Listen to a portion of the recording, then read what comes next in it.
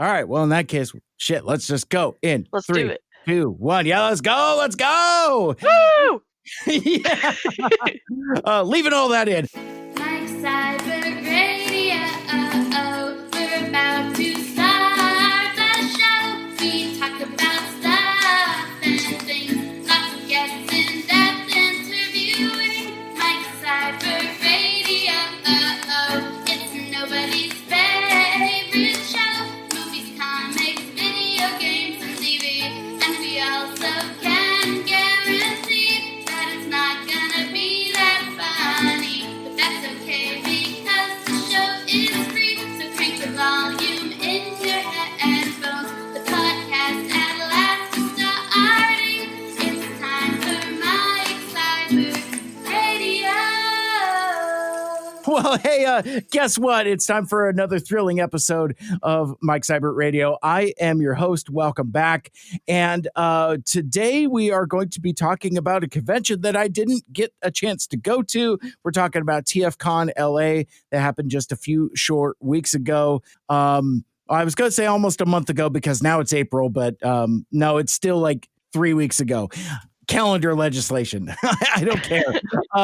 But no, during TFCon weekend, my phone was blowing up and I was getting all kinds of like messages and correspondence. It's like, dude, you are not going to believe what they're saying in this writers panel. You know, it's like, there's some scoop and some goss about animated, and there's a real animated renaissance coming up. Cause like I've heard some things from an episode of Two Mics that you haven't heard yet about some stuff about TFCon LA. So this is going to be a prequel of sorts, a companion piece for an episode of Two Mics Too Furious that has not come out yet. But I'm getting way ahead of myself as usual. Joining me to help me with my convention FOMO from my good friend from the CybFest Northwest organization team is the one, the only, the whirly bird themselves. It's Whirl. Hi. I'm also like a sound effect assistant, as you may have noticed. I do the oohs and the ahs as Mike needs. This is true. I love it. I love it. For sure. So yeah, let's I guess let's just kind of jump in face first. And how was the TFCon LA? I guess we'll start top down and kind of go blow by blow later. Yeah, for sure. So I think this is something we've both said before, is that the reason I go to TFCon is to hang out with people. Yeah. Honestly, I'm not these days a huge toy collector. Mm-hmm. And I much more lean towards the art side of things, right? And that's kind of always been true, even when I was collecting toys, is I've always leaned more towards like prints and like pins and things like that. Yep. But yeah, exactly. I did not spend a lot of time in the dealer room at TFCon. The artist alley was honestly laid out kind of weird, but it was separate from the dealer room. So I was mostly there. We popped into the dealer room. We did a lap. I did not buy any toys. So if people are listening to this and that's what you're going for, fair warning, probably not gonna end up with a lot of toy talk. But yeah, well, and actually let me put a little bit of because like I think in the realm of every podcast is somebody's first podcast, I would consider this particular episode to be intermediate to advanced level. Like we're going to be talking in shorthand and references, and so it's not as entry level as some of our other conversations have been. Whirl and I have both been to TFCons and TFCon LA specifically a number of times. So we'll be kind of talking in reference to that. That's kind of unavoidable. And as I said, we'll be kind of talking in some shorthand. I did like a TFCon 101, like a TFCon for basics episode like a million years ago. That's way back in my feed. That's not necessarily what this is. This conversation is one, Whirl and I just wanted an opportunity to hang out because we don't hang out as often exactly. as should. I mean, really, just putting it all on Front Street. I just kind of wanted to hear about how it was because it wasn't necessarily in the cards for me to go this time. So there will be some like inside baseball type of stuff, like because like I want to come back to the Artist Alley stuff and say like, well, hey, well, what you said it was configured kind of weird. How so? It was this on this side or is this on that side? You know, those kind of things. So like, just letting everybody know up top. But glad you're here hanging out with us as we're talking about TFCon. And also this will be opinions are purely reflected of the hosts, myself and Whirl. These are our opinions, not influenced by anybody else. We do not represent TFCon. We are not with them. We're fans first and foremost. So just kind of putting that on Front Street also, just to keep ourselves protected. That way, when we bitch about stuff, it's like you understand where we're coming from.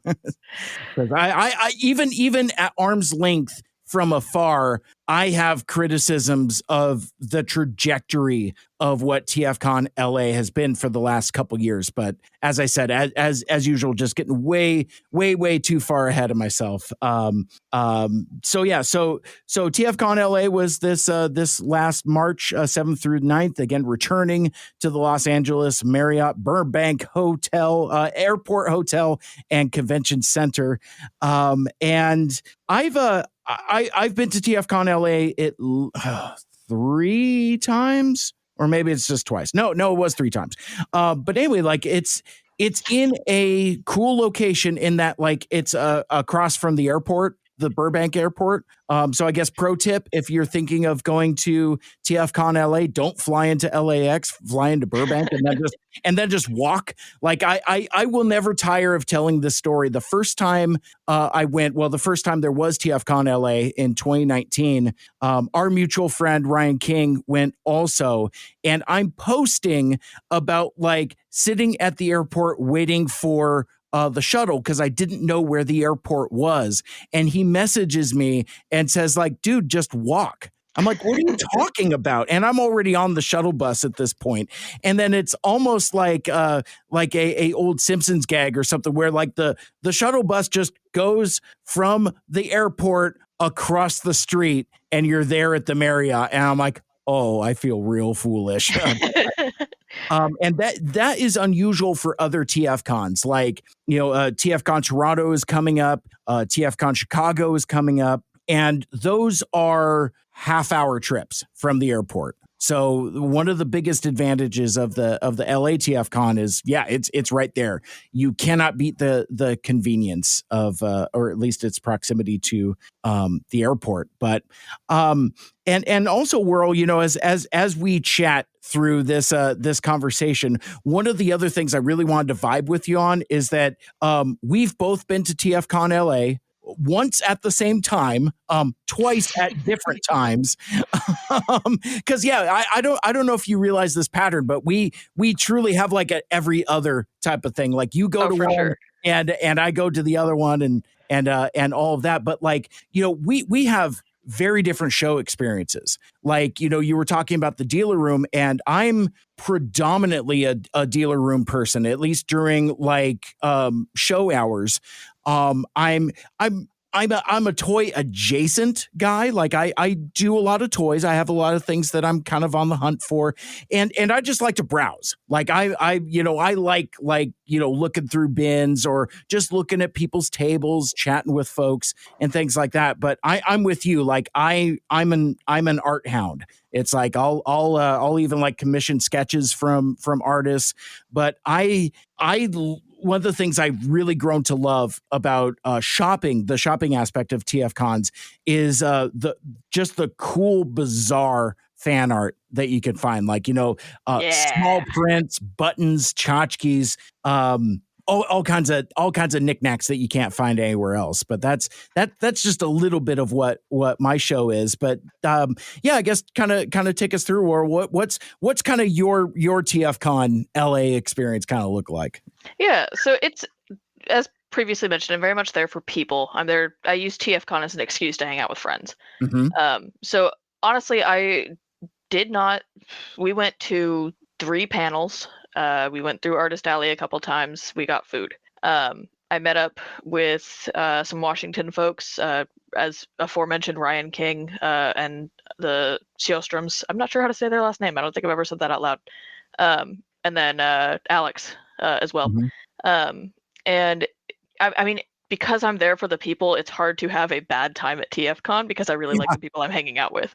But the main things we wanted to do, we wanted to go to the Transformers Prime voice actor panel because the friend group I primarily went there to meet, they're LA locals. But we've known each other for well over a decade now. But we've always been online friends, so we don't have a ton of chances to see each other in person, but the thing that we met each other through was Transformers Prime. So they messaged me and they were like, hey, like it's been a little while, they're doing a Transformers Prime kind of theme, why don't we do TFCon this year? And because I travel for work now, it makes personal travel a lot easier because I get points everywhere I go. Cool. So I was like, okay, like I looked through everything. I was like, I've got tons of Alaska points and I've got tons of Hilton points, so we're gonna stay at the Hilton a few blocks away. And I'll handle the hotel room, and then I'll take a super cheap Alaska flight there. So it's not going to cost me a ton of money to get there, which was awesome. Yeah. And I was looking and I was like, this is feasible now. This is not something that's usually feasible for me. Very cool. Let's do it. So we met up. We started on Friday, I think the only thing that was really going on was like the custom class. We went to Universal. So Saturday we got there. We were super tired early in the morning, so we got there pretty late. I think it was noon-ish. I don't remember. It was late though. It was right like an hour, I think, before the Transformers Prime voice actor panel. We were like, oh, we got plenty of time. We'll be fine. And then we got there and the line to get pick up your passes was like wrapped around the hotel. And we were like, oh, cool. Been a while since we've done this. Yeah. Standing in line for passes turned out to be a super fun experience, actually, because we were we were watching everyone's cosplays. Someone dragged a giant 3D printed Unicron head into this courtyard and just had it sitting there for a while. And so I grabbed a picture of that and I texted it to my dad and I was like, I bought this for you for your front yard. And he was like, you're joking, right? I was like, maybe. That was fun for me. Yeah, April Fools. But no, that was we were startled to see that. We were like, who is that? Is that like an official display? And it didn't seem to be.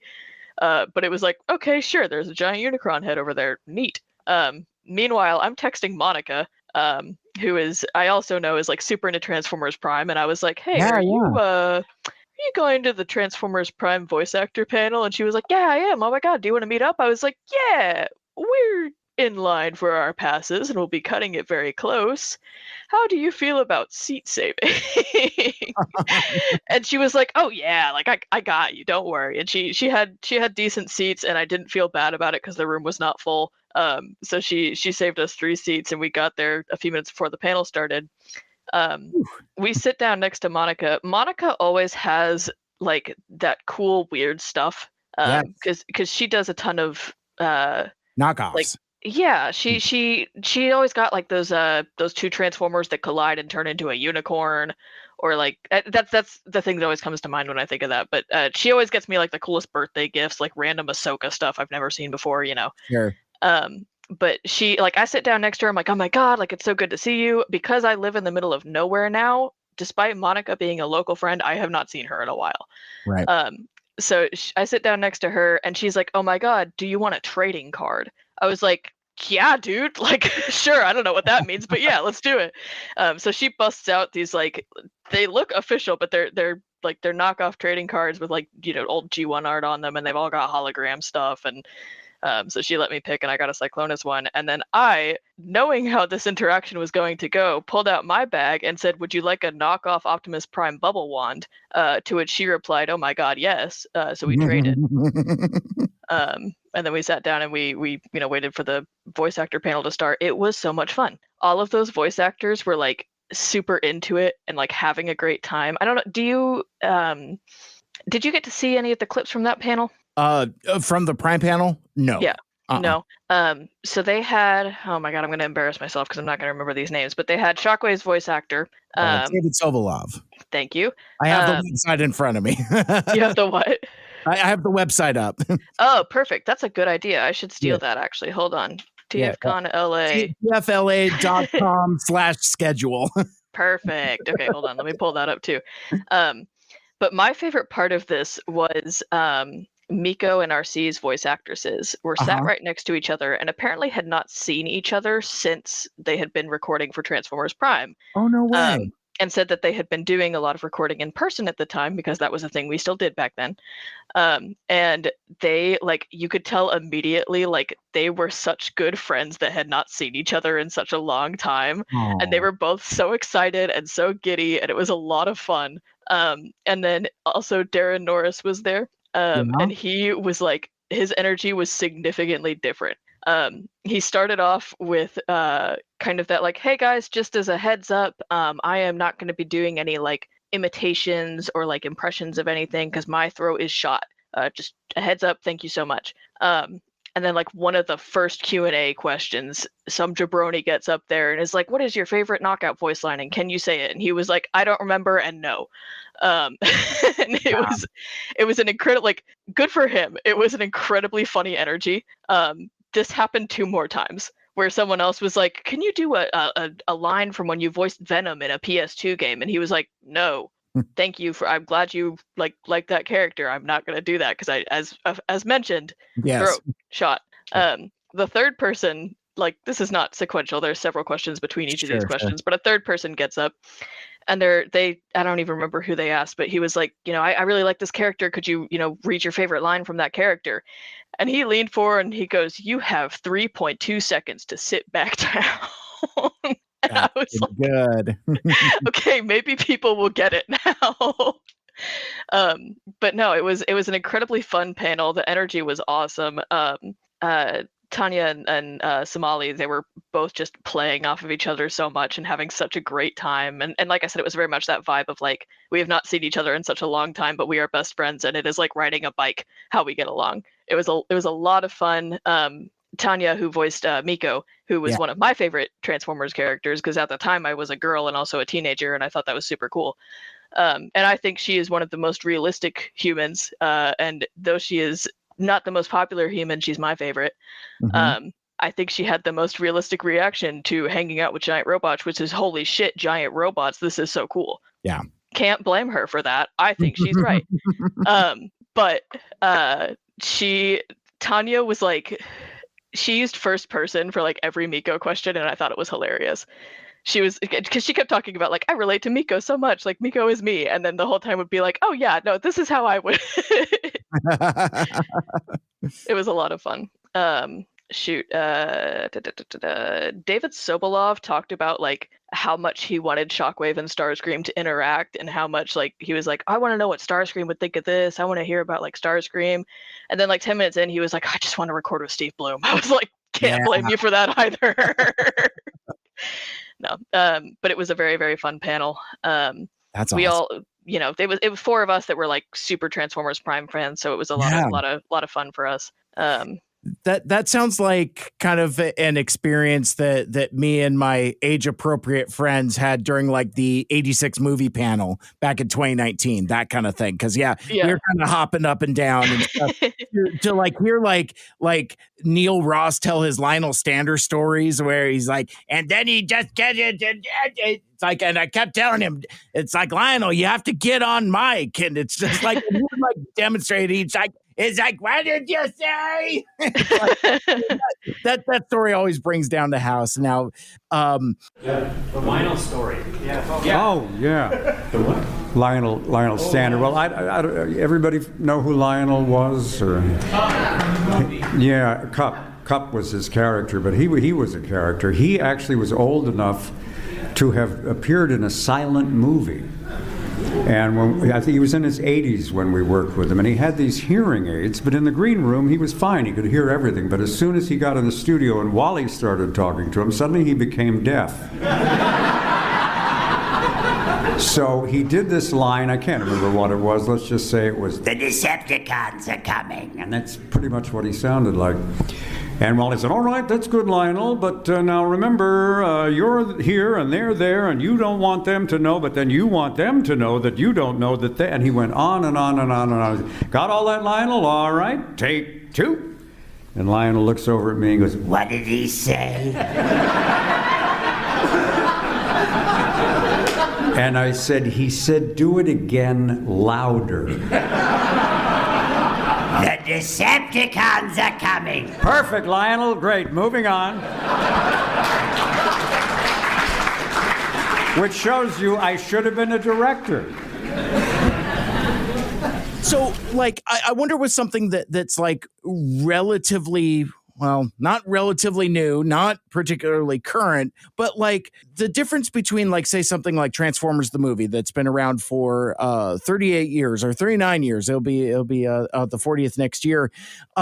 With Transformers Prime at what, 15? If I'm not mistaken, are fans still learning things that they didn't know? Like I kind of go to like a 86 movie panel, kind of like going to my favorite stand-up comedian. Like, give me a couple new jokes, but play the hits also. It's like it's my favorite band. It's like, I want to hear like the time that Flint Dille had to bail Chris Latta out of jail or something like that. Like, there's some stories that I just know.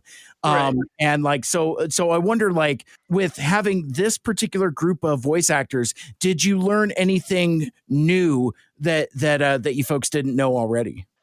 I mean, yeah, I'd say so. In the same way that every podcast is someone's first podcast, I think every panel is someone's first panel. So I think a lot of those repeat hits are brand new hits for a lot of people. And I think I was one of those people. I'm not really I don't know how to phrase this, but I'm not like a huge celebrity person. Sure. But I think seeing those people like together and interacting and like reminiscing over these memories is I think that's a lot of fun. Mm-hmm. And I like seeing the passion that they have for, these characters or just for their own careers too, is like, even if I'm never going to understand voice acting, I love hearing anybody talk passionately about something. Yeah. And I, too, with like open Q&A and things like that, you get some people who are not super respectful of voice actor talent and things like that, but you do get some genuinely like good questions, but you also get to hear fan passion, which I think is a lot of fun. Mm-hmm. So getting to hear like, oh, do you have any good stories, where that's kind of a default question you're always going to hear during a Q&A panel. And then I feel like you're always going to get a different answer to that question, and it's going to be dependent on who specifically is at the table, not individually, but as a group, right? Those groups are very hard to get exactly the same every time. So I do feel like if you've got this specific combination of people, that specific combination of people is going to have a different story that they all collectively remember. Yeah. Am I making sense? Absolutely. Okay. No, I totally get that. And it's much like any other conversation where it's like you can't necessarily recreate it one for one, because like some things are just kind of like a magical lightning in the bottle type of thing. Let me stick my neck out there a little bit, just to make things a little more provocative, just for the heck of it. I don't particularly care for open Q&A panels. Like, I think the podcaster in me likes a little bit of moderation. So like there are times like I'll roll into like a voice actor Q&A panel and it's literally just the talent and a mic and I'm like, nope. Cause like, I don't know. It's like, I've probably asked a couple dumb fan questions myself. But like, I'm sorry to say, I just kind of feel like those folks are kind of like the lowest common denominator of stuff. It's just like, be respectful of the talent, be respectful of the time allowed, that kind of thing. And maybe ask something, above elementary level. But that's just me being a snob also. I will. No, I think that's fair. I will own that. Because like, even talking to you softens me a little bit, in that I also appreciate people being passionate about stuff. And I think that's where the two viewpoints converge, because like just asking somebody to do lines doesn't do anything for me. But like asking somebody, telling them how you felt and then asking them how they felt, that kind of thing, that's where I live. That's the kind of stuff. And again, I'm not trying to say that everybody needs to like look for the same experience that I'm looking for, but like you've heard the tale of my 86 poster, and that like, I've gotten it autographed by a fair number of folks, some of which aren't around anymore. But like my deal with that is that I want to go to somebody's table and you'll look them in the eye, shake their hand if that's what they do. If not, that's fine too. That's whatever. But like just to say thank you for being a part of this thing that means so much to me. Would you please autograph my poster? You know, that kind of thing. And I've had some wonderful conversations with folks. And, you know, and I've told my Peter Cullen story a million times. It's for as brief as the interaction was, I seem to be able to stretch a lot of taffy out of it. But just like I tell him my whole thing, I'm just like, you know, I love Transformers the movie and all this other stuff. And I was like, you know, thank you for being a part of this thing that means so much to me, that means so much to all of us. And he shakes my hand with the well lotioned grandfatherly hands, like a well worn catcher's mitt. You know, one of like the warmest, softest handshakes I think I've ever received from somebody who wasn't my own grandpa. But like, you know, he just looks at me with these kind blue Canadian eyes, and he's just like, "You're welcome." And I just, man, like that's all he said to me, and that's fine. Yeah. That's all I needed, you know, just like that moment of connection. And I think that's, you know, I had said earlier about like, people go to TFCons for different things. You know, your show is completely different from mine and completely different from what other people do. Some people just want to hang out by the pool. Some people just want to drink all day. Some people are there to shop. Some folks are there to go offline and like, you know, go to Universal. Some people, you know, want to make it out to Scum and Villainy. I've been there 3 times, still haven't made it out there. I'm still. Oh, let's go next year and we'll go together. For some reason, well, because I think what happens with me is once I'm on campus, it's hard to leave. Like Right. I have a harder time extricating myself from whatever scene is happening at any given time, whether it's folks hanging out at the lobby, folks hanging out in the bars, folks hanging out by the pool, you know, folks hanging out in the courtyard. Like the courtyard is a whole goddamn scene now. Oh, for sure. Yeah. It's crazy. In fact, I would even go so far is to say, like, depending upon what you are looking for experience-wise, you probably don't even need to buy a ticket to get into the convention. Because, like, you know, you could just hang out in the courtyard and the lobby and the bars and the pool and all that and get that experience without even setting foot in the dealer hall. But that's I don't know. So go ahead. Oh, no. I was just like, oh, don't tell anyone. Yeah, exactly. It's like, shh. So you had mentioned the Transformers Prime panel. It sounds like you folks had a terrific time. Now, is the writers panel that you were referring to, and when you were furiously messaging me on Messenger about, is that the one that happened right after the 2:00 panel, or was that a different one? Yeah, no, that was shoot, we did 2 writers panels. The one that I was messaging got you it. during, I believe, was the first one, which ended up having Marty Eisenberg ended up he wasn't listed for that panel, but he did end up dropping in, if I'm remembering correctly. Got it. But he so I need to add the context here that I attended this panel with 3 career writers. Whereas I myself, like, I write for fun, but I'm Yeah. nowhere near a professional, right? Monica is, I think, probably the only Transformers fan fiction author I still read, which says quite a bit about Monica's talent. Yeah. And then my other 2 friends, Syke and Chanel, are both professional writers in the games industry. So they are both on, you know, they work on games, they work on, you know, they work with YouTubers, they do all these, you know, things in a professional capacity. So like we a lot of people left this Transformers Prime panel and we all scooted to the front row. We were like, let's go. And they busted out like notebooks. Like they were there taking notes. It was awesome. I was just there. I was like, this is awesome. This is really cool. I'm having a great time. But they're like, I'm here to work. I was like, nice. It was really cool. But we, I mean, it was a really cool panel. I really, really like Nicole Dubik's stuff. Mhm. And I found out actually at that panel that she was one of the main writers on Kim Possible. And I think she said she was one of, if not the first person that pitched it. And she said that, and I went, oh, all the pieces are falling into place for me. Uh-huh. because that was my like growing up, that was my show. That was my bread and butter, and I'm pretty sure Shigo is why I am gay.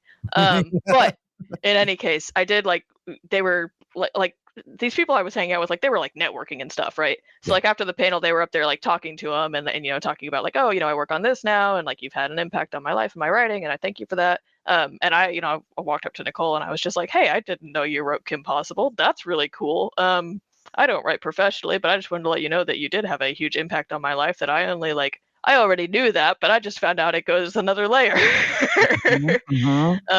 But no, she's very interesting to listen to. She was on the I think the Rescue Bots voice actor panel too, because she does voices like, shoot, who all has she voiced? I forget who, but it's more than a couple. Yeah, she did the Seekers and Earthspark, I think. Yeah, she was both Skywarp and Nova Storm. Yeah, which, incidentally, probably that clip still gets shared. Oh yeah, that's peak animation. Just kinetic action, and it was kind of funny too because I forget where this weird intersection was, but so she's Canadian. And you listen to those voices, and there is a slight Canadian intonation in there. It's a lot of sorry. It's like you'll break up this whatever the line is. Sorry to crash the peace party. We propose a new partnership. Your parts in pieces. But those two voices, it's very punk rock, and I like I said, I don't remember why, but I maybe there was like a documentary or something, but I ended up listening to a Rebel Girl by Bikini Kill. And I'm listening to that, and all I hear is Nicole Duboc as Skywarp and Nova Storm, because even that voice styling is very, very similar. Even in the way that they speak, it's almost kind of like a weird kind of punk rock sing-songy type of thing. Like we're here to kick your ass. That girl thinks she's the queen of the neighborhood. She got the hottest drag in town. That girl, she holds her head up so high. I think I wanna be your best friend, yeah. Rebel girl, you are the queen of my world.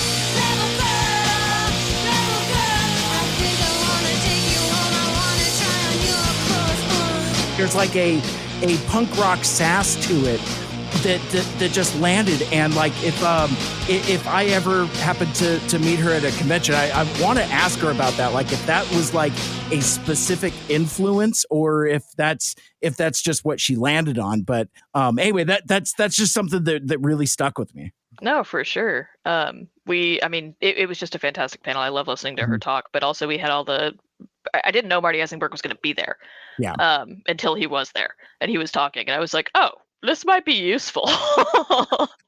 And so I was like, anytime I saw him look like he was about to start talking, I would try and grab my phone and record for you.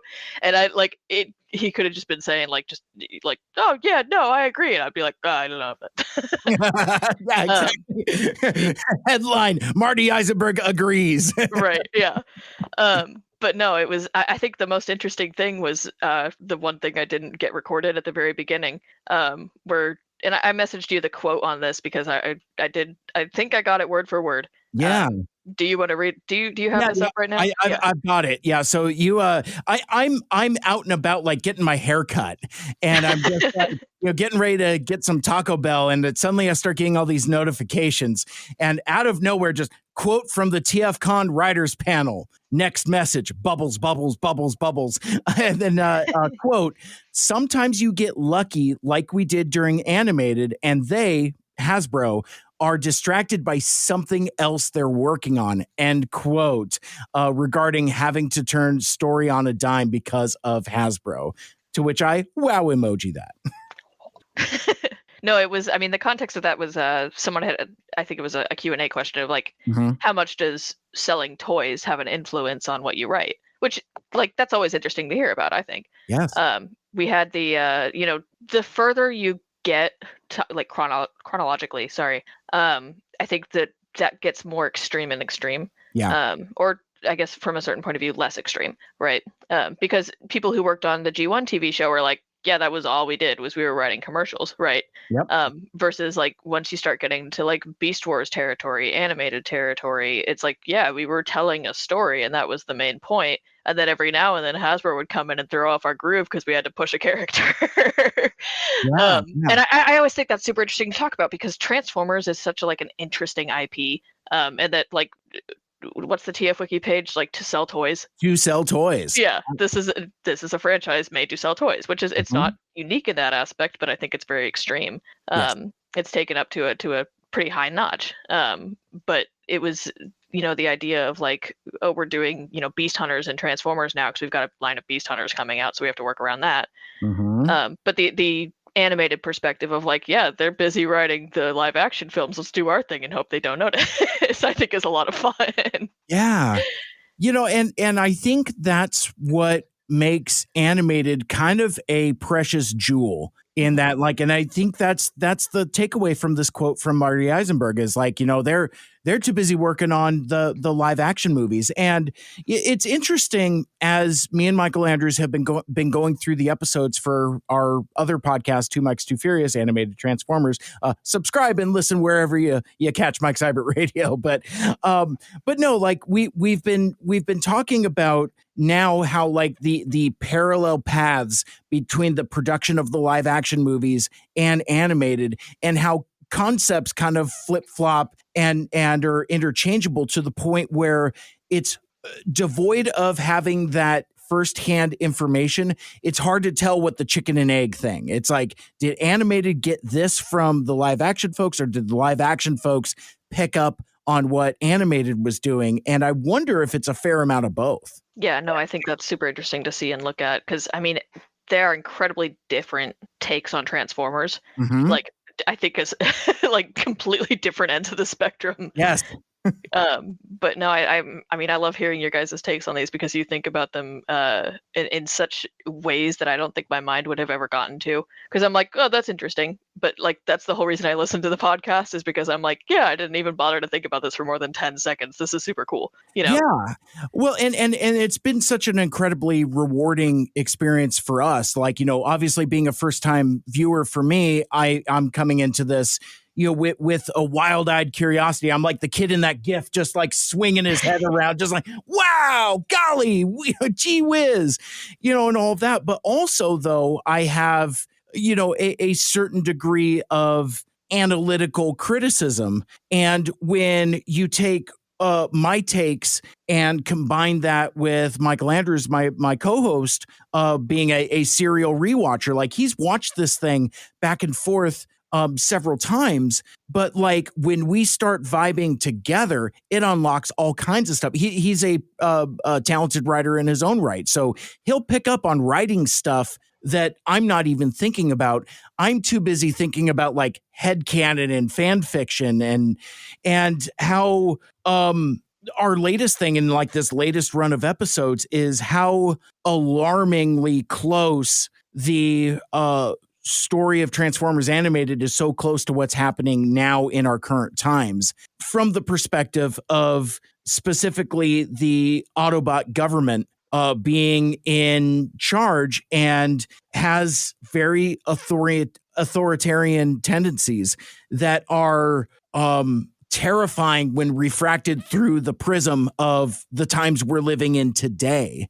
And just recently, like we just recorded a episode last Sunday. It won't be out for a couple weeks, where we're really talking about the character of Sentinel Prime and how he really kind of is a analogy for more than a couple political figures that are around now. And that like some of his rhetoric, Sentinels, is so eerie that how similar it is. Like Sentinel Prime would be the kind of guy who'd say like, oh, well, you should be thankful. It's like, you just need to say thankful. Why aren't you wearing a suit? That kind of thing. Like I could hear Sentinel Prime saying these things, and it's terrifying. And that, a couple things. One, we landed on the chronology of like, so these episodes are coming out between 2007 and 2009. What is happening in the lexicon at that point?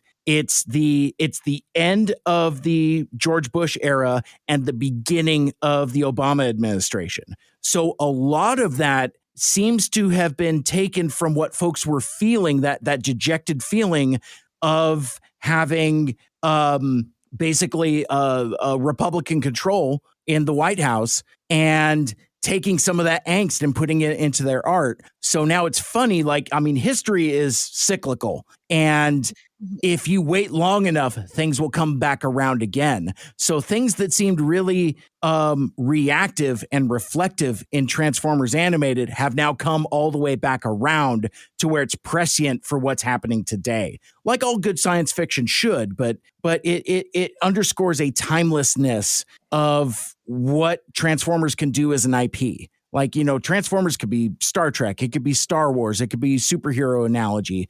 And because they're robots, you can tell whatever kind of allegory story you want to. And it's and again, man, it stings sometimes watching how terrible the Autobot government is.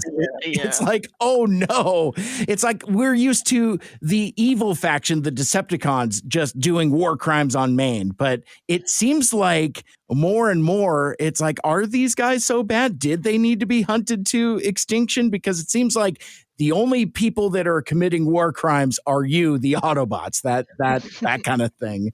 But but the thing I think where I was going with this is me and Michael Andrews have gotten so deep into our headcanon about, like, I mean, like, we're even speculating about, like, you know, what else happened at boot camp. Is like, is Swindle selling arms to Ultra Magnus just off panel? Is Lockdown also like an elite guard washout? That kind of, so it's like, you know, we've established all this, and it's an analogy for Trump and all this other stuff.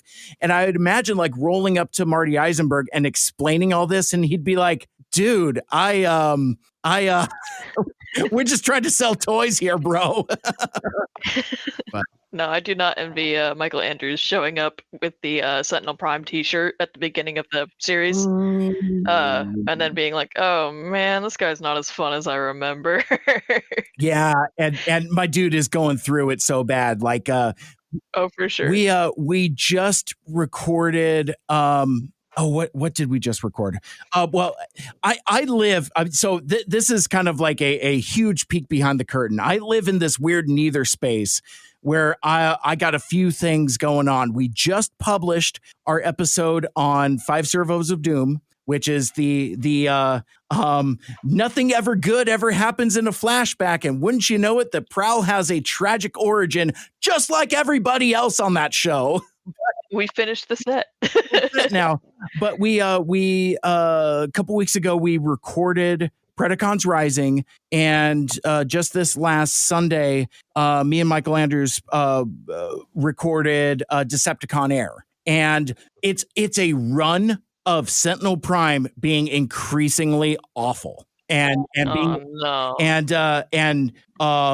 spoilers for our Predacons Rising episode, which will be coming up next in a couple weeks. We spend entire swaths talking about bigotry, and I kept using the phrase capital T, the times.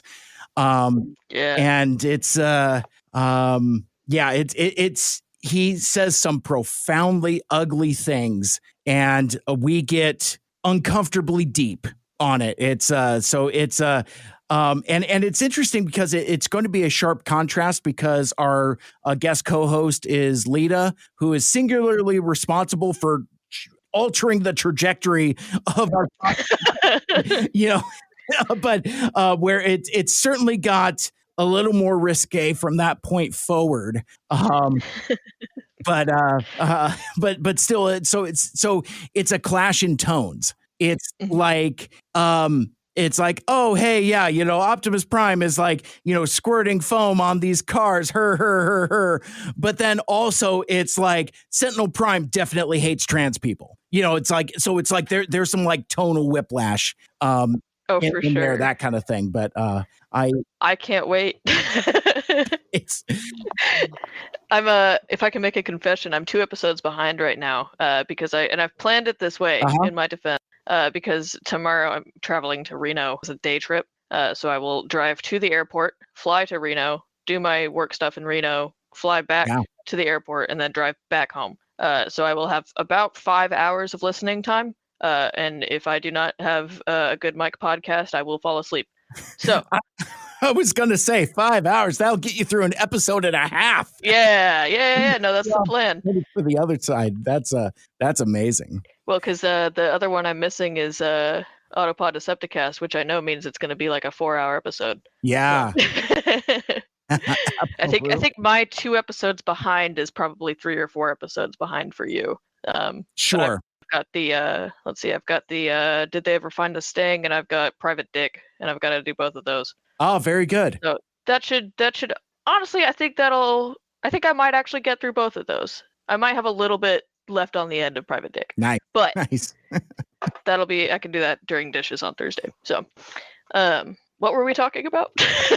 I think I took us on a weird path talking about animated, but really just kind of like Marty Eisenberg and the writers panel. So aside from the stuff that you were messaging me, because you had messaged me a few things, like you had mentioned that Marty Eisenberg's favorite character to write is Sentinel. Ironically enough, because, given what we've said, and I understand, because like it is such a meaty character to write, because there is it is from a writer's perspective, it's got to be fun as hell writing a character that is just an unchecked bigot. Oh yeah, no, I can definitely see why. Like, I can see part of it being vent writing for sure. Yeah, but I think part of it too would just be like this character's like he looks the way he does, and he is the Tick. Yep. But also like just the stuff that comes out of his mouth has got to be like I don't know. I imagine it's like interesting to write. Like sit down and like workshop that. Yeah, absolutely. I don't know. So Are you gonna mention what you replied to me about Sentinel? well, let me see. The one where I said, "Don't tell Michael Andrews his head will explode." Yes. In fact, can I capture the audio here for some of this? I'm going to try to do some hinky screen sharing. I don't know if it's actually going to work or not. So, my favorite was probably Garbage In, Garbage Out. It was just so much goofy fun. And having Weird Al was icing on the cake. I like that we're as I'm playing this video that you sent me, this bootleg video from the panel. The guy sitting next to Marty Eisenberg on his left is Donald F. Glute, and probably like the crankiest writer that you will ever meet. He wrote the film adaptation of The Empire Strikes Back a million years ago. Yeah, he talked about that a little bit. I have, and like so, I in 2019, I was like, oh, I read this book when I was a kid, and it was like a new way for me to experience the movie, and I really like it. I mean, this thing is like dog-eared. It's like literally my childhood copy, and I'm like, would you mind autographing this? And he writes it, "Dear Mike, live long and prosper, Donald F. Glute." And I'm like internally screaming. I'm just like, what is this? Turns out he got a really raw deal on like the royalties and all that. So little did I know that this dude's been nursing a grudge for 40 years. Oh, it came across during that panel for sure.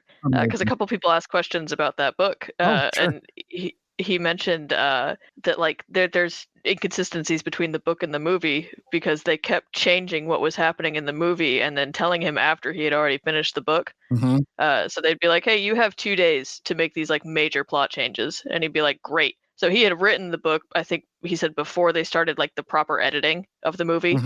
And so they were like cutting things and adding things back in, and they message him, be like, hey, we took this out. Can you take it out of the book? Or, hey, we put this new thing in. Can you put that in the book? And he's like, okay, I guess. And then he said by the time the book was like lined up for release and publishing, they were still making edits. And he sounded very unhappy about that. Goodness. Yeah, I mean it is hard working on licensed properties. Like, I've known folks that have written all kinds of licensed properties, like, G.I. Joe, Transformers, Vampirella, the license holder will always have notes. And sometimes you're not as lucky as Marty Eisenberg and company and have Hasbro worrying about movies and not worrying so much about their TV cartoon show. I'm gonna play this other clip also that you sent me. Let me try seeing if I can spool this guy up. Give me one sec here. That's just crowd ambience. I got the goods from the other one. So that's so I think writing panels are always fun. Like, I think, me personally, I almost get more out of a writer's panel than a voice actor panel, because, I mean, no slight or disrespect meant for voice actors, but I think the mistake that fans make sometimes is they feel that the actor is the character, and it's like, the questions that you have about the character, you really want to ask the writer. I'm sorry they don't sound like the robot car person that that you want to get your questions answered from. But yeah, it's I don't know. I've always just taken more from writer panels. Me personally, I get different things from voice actor panels, like fun and vibes and funny stories about how like somebody farted in the booth when they were like doing run throughs together or something like that. That's what you get from a voice actor panel: fun and vibes. For sure. I think two of my favorite, like, from each panel individually. The voice actor panel was, and I think the story has been told before, but it was Frank Welker in the booth, just making a spot on sound of the editing soundboard sparking, and all of the people in the recording booth like freaking out, looking for what was wrong. All the voice actors loved that. And then Nicole talking about writing rescue bots, and saying we kept having to come up with new natural disasters, which I thought was very fun. They were like Google. She said we were Googling and we were like, oh man, someone's already done a tornado of sharks. But I thought I love rescue bots. Unironically, I think it's one of the best Transformers shows out there. So I love hearing the goofy stuff like that. That was a lot of fun. This was right before the cosplay show. Which we left to go have lunch, but I got a text from Alex that was like, hey, do you want to meet up soon? And I was like, yeah, we're about to finish the writing panel. And he was like, oh, like, I'm gonna head to the costume showcase. Do you want to like meet up between those? And I was like, yeah, for sure. He was like, okay, it's gonna be hard for me to find a seat, so I don't know where I'll end up being. And I said, we're up at the front, you can just come take our seats as we leave. And he was like, fantastic. So he met up, like he came to the front of the room as we were leaving, and he said, do you want to see something? And I said, yeah. And he showed me the prototype for the thing I was telling you about earlier that you are one of the only people that know about right now. Oh. And he said, he was like, just take this, like go do whatever, and then just give it back to me after. And I was like, okay, yeah, sure. So like me and my friends were like passing it around, taking a look at it. Like we were in the lobby trying to do things with it. I lose a part of it. At some point, a little piece of it fell off somewhere in the lobby. It's still there. I don't know where it went. Oh no. I texted Alex and I was like, I'm so sorry. Like I like, people are looking for it. All the hotel staff knows what it looks like because I've got the other half that looks exactly like it. And I showed them and he was like, I don't care. I was like, okay, well, I'm so sorry. Like, he was like, I'll just make a new one. Like, that's fine. You can keep that one anyways. It doesn't look good. I was like, okay, Alex, thank you. But like it hung out with us for the rest of the show. So like we went to lunch and we had it just like sitting on the table with us, and it was a lot of fun. This will make more sense closer to a certain thing that is happening. Yeah. But that was a lot of fun for me. He also got a knockoff Optimus Prime bubble wand as well for his Tarbles. Nice. I love it. Shoot, what happened after that? We went and got food. We were hanging out with one of Monica's friends, and just like halfway through lunch, she was like, yeah, I did some storyboards for Earthspark. And we were like, oh, of course you did. Yeah, why not? So she talked about that for a little while. I'm not going to mention her name because I don't know if she was allowed to talk about that. Sure. But she talked a little bit about kind of the production process, and that was interesting. So we had that was an awesome lunch. They all talked shop because I do not work anywhere near that industry, so I was just there like along for the ride, having a great time. A lot of it was way over my head. I didn't know what was going on, but I love hearing people talk about stuff they're passionate about. So I was like, this is great. This is awesome. Yeah. I'm sitting there eating my Togo sandwich, like, yeah, sure, whatever. Nice. What's the so did you guys go off site for lunch, or did you do like the little like there's a couple restaurants on campus there? Yeah, there's like the expensive hotel restaurants. No, we went across to the strip mall with there's like a Panda Express and like a Denny's, and they had a little sandwich shop, so I got something there. Oh, nice. I keep forgetting about the Panda. Like I've been to the Denny's for a couple super late nights. I forgot to buy food earlier in the day, and now the restaurant is closed. And I've enjoyed way too much at the bar with not enough food to balance it. I need to have some chicken fried steak now, or I will be in a really bad way. Couple of those. Yeah, For sure. I've had a couple of those. But yeah, so I forget where I was going with that. Just talking about like food and vibes, I guess. Yeah, for sure. I guess that so I know one of your hobbies, previously, past and future potentially is cosplay. So you guys skipped the cosplay panel entirely, right? Yeah, we did. We had done 2 panels, and somehow we're at the point in our lives where that was enough. Yeah, I mean, that is a lot to do. Like I've done a couple panels back to back, but there's something in there that just the only I could describe the sensation as itchy. You start getting itchy. Like I just like I don't know if it's like a FOMO thing. Like I feel like I'm missing something, but it's like my planet needs me. I have to go back or something like that. Right. There was kind of a natural progression out because the people I were with were all writers and wanted to talk to the writers after the panel. And I would have been fine to stay for the cosplay contest. I think it would have been really cool. But also they were all staging outside. So we went outside and hung out in the lobby for a little while and looked at all the cosplayers. So that was fine. We didn't really need to see the contest part of it. We saw some cool, we saw people I recognized from the bot posting group. There was an absolutely fantastic Transformers 1 Sentinel Prime cosplay. I think you probably saw that one going around. I saw that one went viral. I would think that one was, it was impressive. But they were, taking just tons of pictures of people out there. I saw a picture at some point of Jim Sorensen taking a picture with them. Just a fantastic build.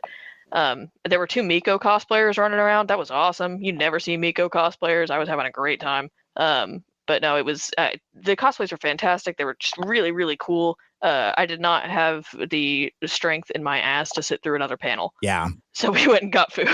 I gotcha. Well, I was going to ask you, it's kind of asked and answered, but, obviously animated is something that is very top of mind for me. And I didn't realize going into this that there was going to be this much animated adjacent material. So you have and well documented on Two Mike's podcast. Last year, they did the deleted scenes panel that Kean Carlisle put together along with Jim Sorensen and other folks. And I told the entire story about like, do I go? Do I risk spoilers? And I tell this story about how we get in and we watch like the panel starts and they show us deleted scenes from season 1, and right about the time they were going to go beyond what I had seen, that was about the time it's like, yeah, you guys can't stand against the wall. You either need to find chairs or you need to leave.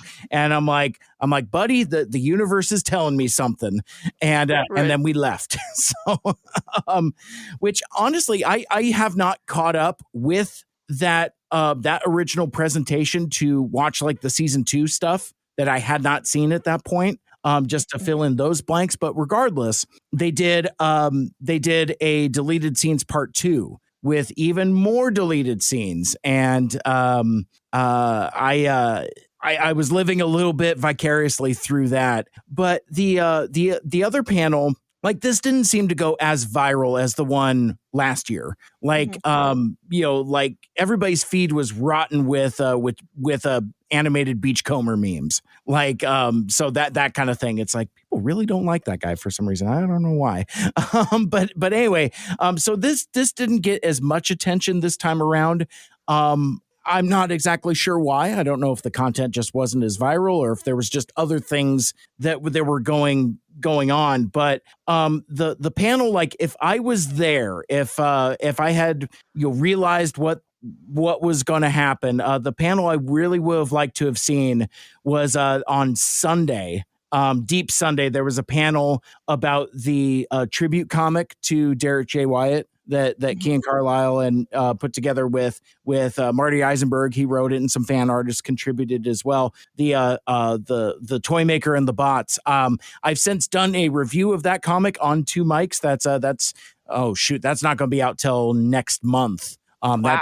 That's still pretty far down in the pipeline. But after the convention, Kean had a few physical copies left, and I just happened to be scrolling at just the right time, snapped it up. Nice. It is a lovely comic. It is it's heart-wrenching, it's sweet, it's nice, and it's I didn't get a chance to know Derek before he passed, but it is from all I think that was one of the more viral things to come out of TFCon LA, because everybody was like sharing photos and screenshots like of the comic, and I was really glad to grab it, and even more glad to get a copy of it. And I told Michael Andrews, it's like I could only get about halfway through before I started crying. It is so lovingly written, and it's very sweet. Basically, what it is this the proprietor of Wyatt's Toys, he's the titular toy maker, basically like runs this toy shop, and then the series of Transformers animated happens to this guy. Basically, like it's a view of the series from this guy's perspective. So it's like I'm looking at it, I'm like I know that episode. Like episodes happen in panels, like in the artwork. I'm like, I know what that is. It's but it's very cute, and it's very, very nice. But anyway, like if I had gone to TFCon LA, that's something that I am kind of bummed that I missed out on, because like I think I really would have enjoyed that. Oh, for sure, yeah. No, I mean, if I had the opportunity, I would have loved to have been at like literally every single panel. Yeah. I think the one that I missed out on that I should have gone to was the tabletop role play on Sunday. Oh yeah. And that was the Swerve's Bar folks were part of that. Nice. And I love their stuff. But there's so many, like if I had more time in my day and more energy in my body. Yeah. I mean, there's just so much like there's just so much cool stuff that goes on there. But again, I am primarily there for friends, and when it's not like, a universal decision, then I'm going to default to what they want to do. Yep. That's not a complaint at all. That is why I came. But had I more hours in my day. But no, we got to do a lot of cool stuff. And I think if I went again, I probably would have done it the exact same way I did. Yeah. But we've still only talked about Saturday, and I think I probably did more on Sunday than I did on Saturday. Sunday was packed. I was going to say, before we get into Saturday, I want to talk a little bit about like that perspective of just like, you're there for hanging with friends. And I remember when I went in, all of the times I've gone, like there are times where you're just hanging out, drinking by the poolside bar with friends, just hanging out. And there are times where you look up, it's like, hey, there's a Transformers convention going on over there. Do you want to do some Transformers? No, this is great. I mean, this is fine. So like there are times where like entire swaths of the convention just happen while you're hanging out with the friends we made along the way, that kind of thing. But that's why I love going to these things. I'm very much like you in that world where I joke that I see Ryan King more traveling to Transformers conventions. He lives less than a half hour from me, but I see him more at TFCon, even more so than I see him at CybFest, because I'm running around and stuff, and he's doing his own thing. But yeah, I've made more than a number of friends that are online digital friends, but also I've got podcasting friends, and I've also made friends through going to TFCon. It's oh, you're a podcaster too? Well, that's cool. We should be friends, that kind of thing. So it's always a great hang. So you were going to talk about Sunday. Sunday was a packed day for you.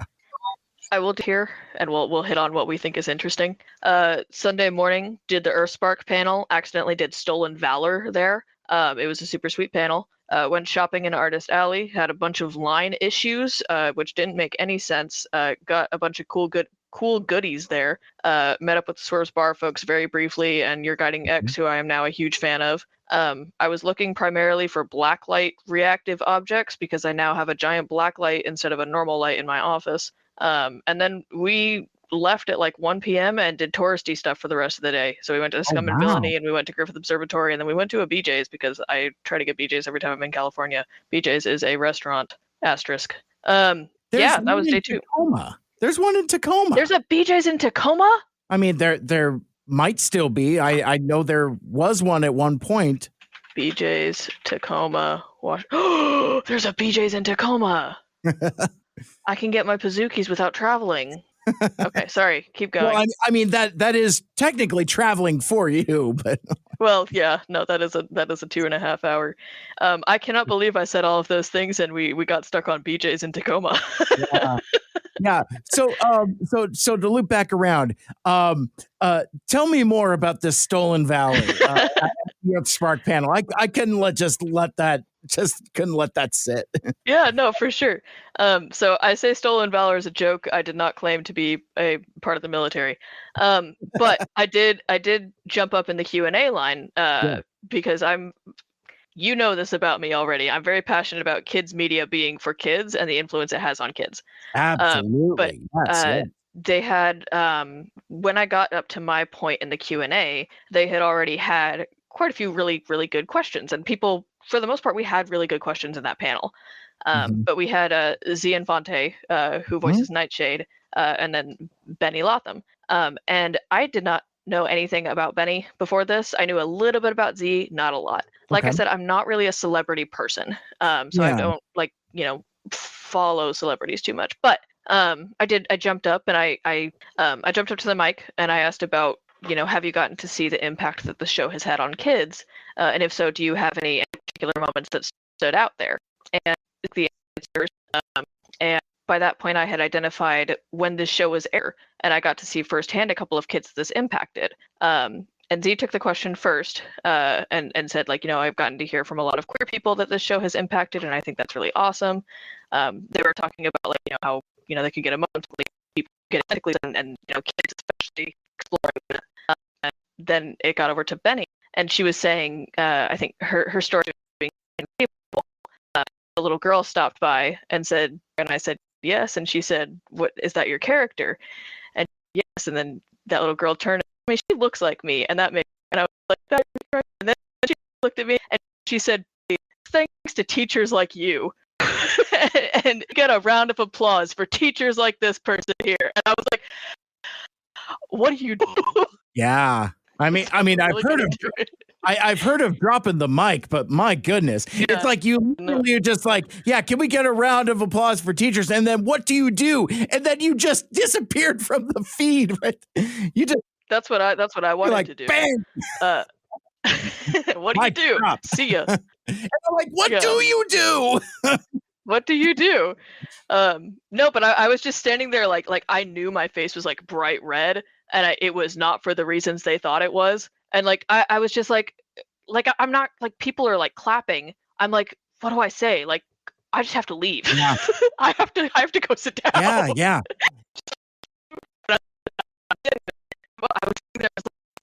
I mean, that's all you can do, because it's no longer about you. It's like it shifted to the dynamic between the panelists and the audience. Yeah, And you just for kind of like the catalyst for that.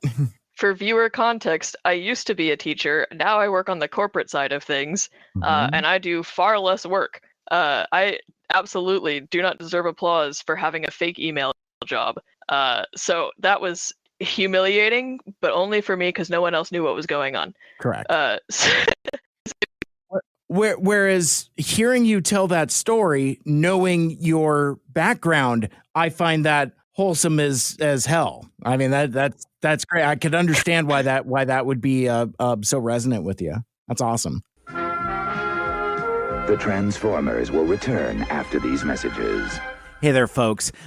Just wanted to break in here for a little bit. Now, as you could hear in the last little bit of what you were just listening to, obviously Whirl's connection was breaking up, and we discovered it was actually getting worse as we went along, to the point where it degraded so much that we actually stopped for the night and then picked up again a couple days later. But now, as I've discovered listening through as I was editing, I think you get the gist of the Earthspark panel story. However, thanks to the power of the internet, I actually found a recording of that panel on the legendary Antihero channel on YouTube. And, since I found it, I thought I would share it here with you. I'll also have a link to the video in the show notes, so you could check that out as well. You could watch the entire panel. But yeah, here is the audio as recorded by legendary Antihero, their channel, and Whirl's question and the answer during the Earthspark panel. Hi! How are you guys doing? Good, you? Good. So I was a teacher when Earthspark came out, and Earthspark has a lot of really meaningful themes for young kids. And I was wondering if you guys have had the opportunity to hear from any of the kids you've impacted, and if so, is there anything that stands out to you? Take it away, Night Shift. Yes. I love young people. Young people are so inspiring, and I feel like like you said, the joy of Nightshade, it's the youthfulness of Nightshade, right? That's like beyond age, right? It's like, I'm a transformer, it's an incredible experience to recognize when young people come up who both know the Transformers world and don't, and they'll tell me it's the first time that they've seen themselves in the media, or the first time that they felt included in a franchise or in a world. And I think one of the most exciting experiences I had when someone came up to me was, it was I went to the Baltimore TFCon. Who's there? Anybody else? It's like, I was there. And someone came up to me and asked me about my experience as a non-binary person and what it's like to be out and genderqueer. And I remember getting very emotional because for me it was one of the first times that I really was able to reflect on the impact of not only my work, but the work of an entire team that came together to take a chance on a character that, like we said, has been, people have things to say about everything, do you know what I mean? Everyone has an opinion. But I will just say that the Nightshade hate is like iconic, okay?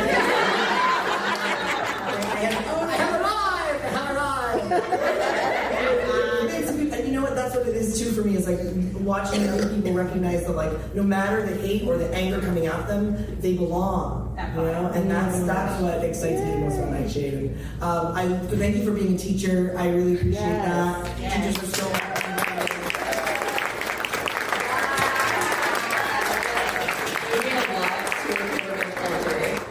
Say it again? You mean a lot to a kid we're going to call Jay. Okay, yeah? Awesome. Oh my God. Give them like my crazy energy. Please something. Absolutely. Yeah. Me? I'll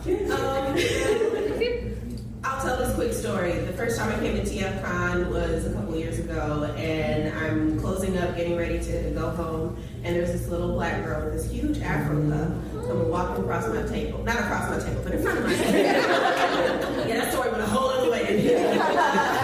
No, but she's walking across the table in character, Doc, and she's looking at me. And she looks at the band and she goes, "Do you do cartoon voices?" I said, "Yes, I do." "You voice that lady?" "Yes, I do." "Huh. Daddy, this lady look like me." So I cried all the way to the car. And I tried to find this baby so I could sign everything I had on me to give to her, but I couldn't find her. And I'm hoping I see that little puff again. But the short of the long is that little kid, I'm from Compton, California. Okay? Right. And people like me weren't on television a lot. And when I say people like me, I mean characters like Doc. Characters that kick butt, take names, and just so happens to be multicolored. Right. What I appreciated about the show was that it wasn't so much about, oh, this is a black character doing all the things. People, no, she just happened to be a mom who loves her family, loves to be of service, and she looks fine as hell. And like Z reiterated, we get to see ourselves reflected. And sometimes that's enough for us to aspire to do better for ourselves and for our communities. Yes.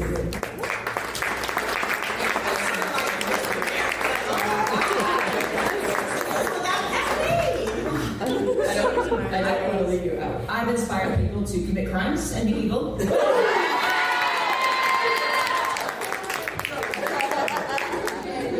I want to do behind the scenes a little bit here too. We had a writing staff that we chose to make sure that we were able to speak to the characters in an authentic way. And we had an entire team that it was very important to all of us to make sure that we were doing authentic versions and not our version of what we think this character would be. Like, we wanted to talk to people who had, lived a non-binary experience, that had been, in the communities that you talked about, growing up Black. And I talked to so many Rangers doing research for your character, and hearing that a woman Ranger, especially a Black woman Ranger, would be in a show meant so much to so many people, just even on that pre-side. And so I feel like it's a gift that we got to tell these stories, and that you both brought them to life so beautifully and beyond anything we put on the page. That's the thing, it's like you do a little set and then they spike, and it's like, thank you guys so much. I appreciate it. Thank you for your service as a teacher. You rock my socks. We now return to the Transformers.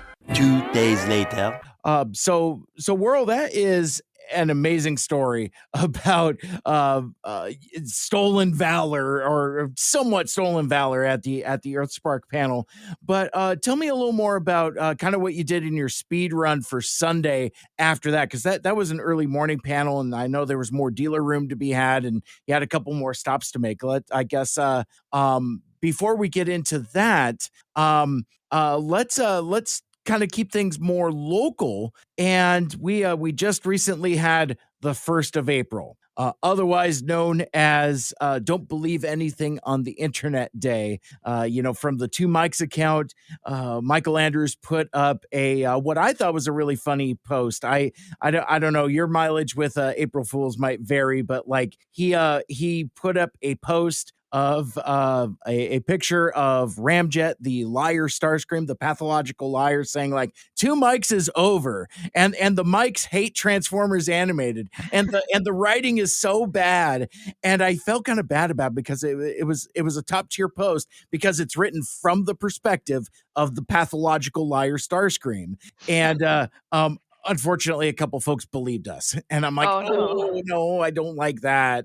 But I know Whirl, is part of your capacity as part of the planning committee organization team for CybFest Northwest. You also dabbled in the social medias, and you had some fun on the 1st of April as well.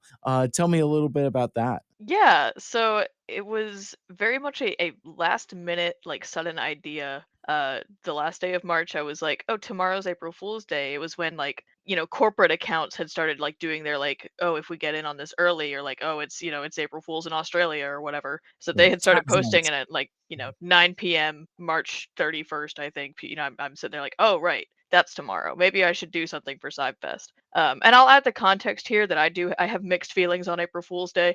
I am a very gullible and impressionable person just in general, so I do fall for things a lot. So I am very much and as previously mentioned, I have worked with kids quite a bit, and kids can be Yeah. very mean. So my go-to quote unquote April Fools is usually has something to do with like putting googly eyes on random stuff. Yeah, yeah. I think that's generally where I go for April Fool's Day. But I was like, I should do something for CybFest. I should do something that's like, pretty, at least from my opinion, pretty clearly not true. Pretty Right. clearly like a joke. So I put together this post that basically I was making an announcement, and I went in and I used my template for announcements, and I put big bold red text instead of our normal green, and just in giant letters it said no robots allowed at CybFest Northwest 2025. And I had captioned it like I had written out this big long, important announcement regarding CybFest Northwest 2025. There will be no robots, mecha, or similar allowed at CybFest Northwest 2025.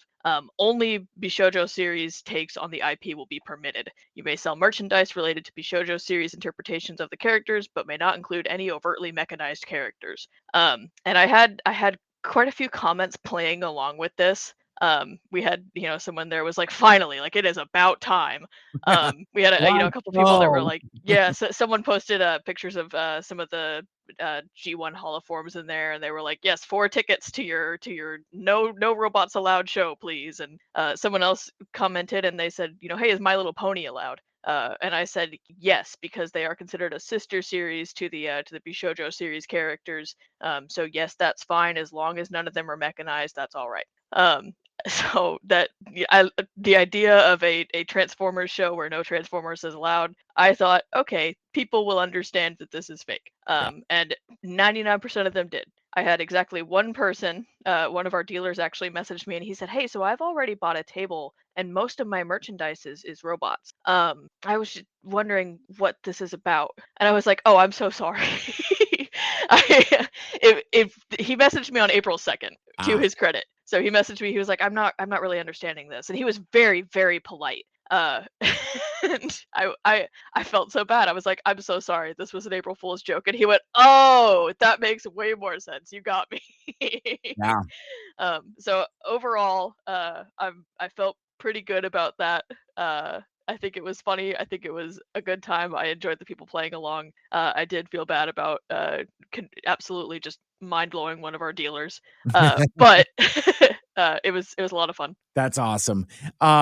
It's kind of funny because like I don't think that April Fool's Day pranks took into account the algorithm TM. Right. Because like, I mean, how many April Fool's Day posts did you see on the 2nd or the 3rd? That Oh, I'm kind of still thing. seeing them. Yeah. Exactly. Well, and because they get interaction. So it's like, for example, I keep seeing that post from CybFest because people are still seeing it and still interacting with it. So it keeps popping up on my algorithm a couple days later.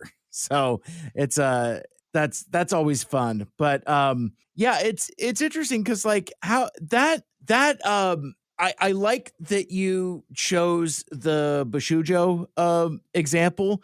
I think there would have been actual capital P problems had you said Flame Toys model kits.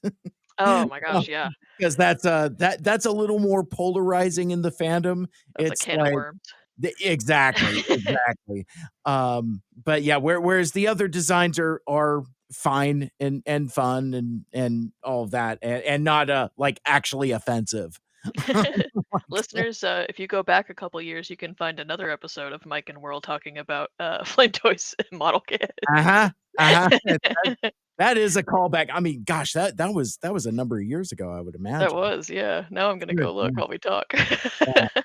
And it's so funny too because like specifically with the Windblade model kit that caused such a stir. Unfortunately, and I say this with disappointment and contempt in my voice, it's quaint the outrage we had for Windblade given some of the not great stuff that's available now. Oh my lord, Yeah. yeah. And I'll just leave it there. I'll climb off of my soapbox there. But while we were talking about CybFest tangentially, we've got a pretty cool promotion coming up for or going on currently to encourage attendees to pre-register, because registration for attendees is open, has been open for a few, but we're doing something new and cool this year. You want to talk about some of the incentives that we've got folks to pre-register? Yeah, so the idea behind this was that we were looking at our marketing budget and we said, why are we giving this money to Facebook when we could be giving it to our attendees and dealers? So the idea here is that if you register for CybFest before April 30th, you'll be entered into a drawing to win show dollars. So the usual $50 we would spend on, boosting a post and spreading it around the algorithm. We will do two prizes. One person will win $30 and one person will win $20. And these will be given to you in show dollars when you show up at CybFest. You can spend that at any booth at CybFest Northwest. So you can spend that buying toys, you can spend it buying art, you can buy keychains, you can buy whatever is your thing. You can go napkins. Yeah, you basically you go pick out your prize, right? So this way it's just us, rather than give money to Facebook, we figure we inject it back into, the fans and the dealers and get more money circulating around CybFest and everyone has a better time. Whereas if we give it to Facebook, it's just gonna go to Facebook. Right. Yeah. It's definitely new. I don't know how it's gonna work out, but we figured we'd try it. So Yeah, absolutely. Well, and that's part of the reason why I want to call attention to it too. It's like, spread through word of mouth. And and one of the benefits of pre-registering as an attendee is, one, you get entered into the drawing for show dollars, but underscore enough that you get into the dealer room an hour early. Before the general public. And CybFest Northwest is a predominantly toy show. It's it's all about the dealer room. It's all about getting those deals. And that hour is crucial. That is probably where like the majority of the commerce is. It's so and both on the dealer side and the attendee side, we know what's up. So like there's some hardcore wheeling and dealing in that first hour. And I have seen some pretty primo stuff go out of the dealer room before it even opens to the public. I was like, okay. I guess I'm not going to go back for that Vinyl Tech RC because that is gone. Okay. Oh, for sure. That's the worst part of being an organizer is watching all the stuff leave while you're working. I remember one time I did like a hype video, like as the dealers were setting up. I'm like, oh hey, look at like and subscribe. I'm over here, and I don't know why I'm doing my cell phone prop on an audio podcast, but so I'm just like, oh hey, oh there's Ryan King, he's setting stuff up there, and I'm like, ooh, I might buy that.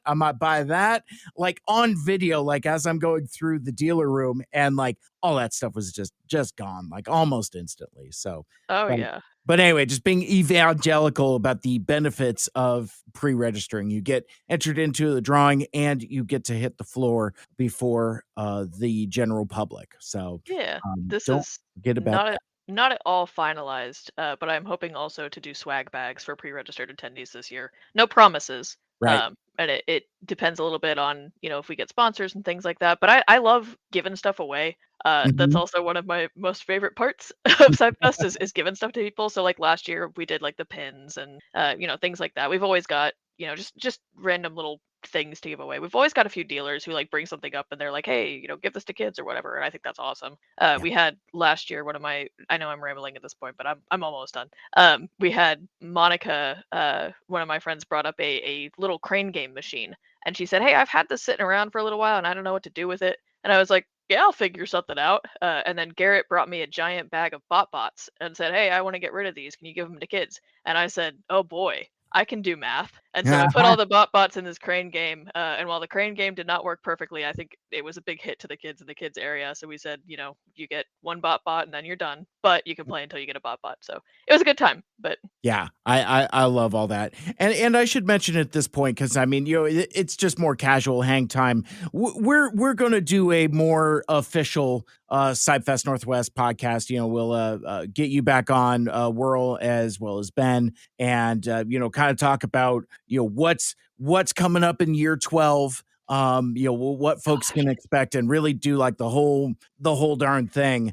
But yeah, I definitely wanted to call attention to that opportunity for drawing for pre-registering early, and yeah, be evangelical about our local Transformers convention that we are especially proud of. It is amazing that in the post-COVID times, how thoroughly the show has bounced back, and it's bigger and better than ever, and the Transformers community here in the Pacific Northwest is alive and thriving and growing, and it's very, very cool. So much so to where if I've got my math correct, dealer tables are more or less sold out at this point. Like there's like wait lists for like certain classes of tables. I know that's more of a Jamal question, but Yeah, Jamal can give you more details, but most table types are sold out now.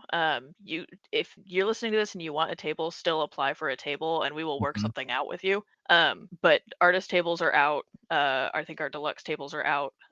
We have whatever we call the group of 4 tables. We're sold out of those. But Jamal is very, very good at rearranging things on the fly. So he'll, combine different tables and split up different tables. And if we can't make the specific type of table you want work out, we'll message you and we'll find a way to get you in there. So until everything is sold out, we will make it work for you. So shoot us a message if you don't understand something, Absolutely. So yeah, just want to mention that because obviously we want attendees to pre-register, but there is still room for dealers as well. If and we've got all kinds of different types of dealers. Like you said, Whirl, we have artists and folks all the way from like large retailers like Kicks, but also we've just got like private regular folks that are just selling their collections. So it's like up and down the scale, and it's an impressive display of stuff. It truly, truly is an impressive display of stuff. I might put that on a flyer. Yeah, I think so. Well, and I think, as we kind of transition back to talking about TFCon, I think I found the variety of transforming robot toys to be superior at CybFest than the dealer room at TFCon LA. Now that's blasphemy in a couple contexts. You'll have like the I forget the dealer's name, but there's a dude that goes to TFCons and has like the super rare like Japanese exclusive stuff and a lot of like vintage stuff and things like that. But also, though, a lot of it is just larger retailers, and the more larger retailers come in, it's not so much community. It's not just like folks selling their collection. And that's why I'm so evangelical about CybFest, is that it has that roots in community where like you would probably see toys on a table that you sold your friend a couple years ago. Like there's a lot of toys that have like made the rounds from different folks. That kind of thing. So it has kind of like a more homey flavor to it. It's homegrown community, that kind of thing. Less corporate. And I think that's kind of what sets CybFest apart from other large small shows or small large shows, which is what CybFest has become now that we've gone with the full gym and blown out the doors, both figuratively and literally. Yeah, no, I mean that's something we always talk about too, is not wanting to lose that sense of us being a small show. Yeah. I think that's really important to kind of the core identity of CybFest. Whereas, we're in the Seattle area. If you want a big show, wait a week and one will show up. But you can always find that. It is hard to find a place where you will find as many friends as quickly as you do at CybFest, I think. Mm-hmm. Absolutely. And hugs are always free. So kind of switching gears back a little bit, and again the website for CybFest is cybfestnw.com, as well as on the social media platforms on the Facebook, the Twitter, and the Instagrams as well. And I haven't made this joke for a really, really long time, but like, yeah, I'm going to keep calling it Twitter as long as Elon Musk keeps dead naming his kids. Cheers. Screw that guy. Screw that guy. Yeah. Anyway, so I switching gears back to TFCon LA. So obviously it's a very different show from CybFest. It's big. It's kind of corporate. Like, I don't know. It's like, now shoot me straight on this while we're just kind of hanging out here. TFCon is kind of on the opposite end of the spectrum that CybFest is on, because they are fans just like us. Colin and the gang, they're fans, but now they've grown TFCon into this juggernaut of the world's largest Transformers fan convention. And they do 3 shows a year. You've got the LA one, you've got the Toronto one in the summer, and you've got the rotating handle of East Coast in the fall type of shows. And it used to be, even my time in the fandom, where that was not common. It was unusual. Like, when they did LA for the first time in 2019, it was kind of an experiment. But now it has grown to where, like, TFCon LA is kind of like its own damn thing, even separate from the other TFCons. And I don't want to spoil too much future content too much. Our guest Lita for the next episode of Two Mikes Too Furious, which won't be out for another couple weeks, 2 weeks. Because we just dropped an episode Friday. So anyway, it's the Predacons Rising episode. That is our next episode coming up. But she's a volunteer for TFCon locally. She lives down in Los Angeles. So she's been there as a fan and has been there as a volunteer, as well as being from Canada. So, she has unique insight into the compare and contrast between TFCon Toronto, which is kind of like the flagship TFCon. It's a Canadian company. Most of the staff and founders are Canadian, and TFCon LA, where it's very Hollywood and very big.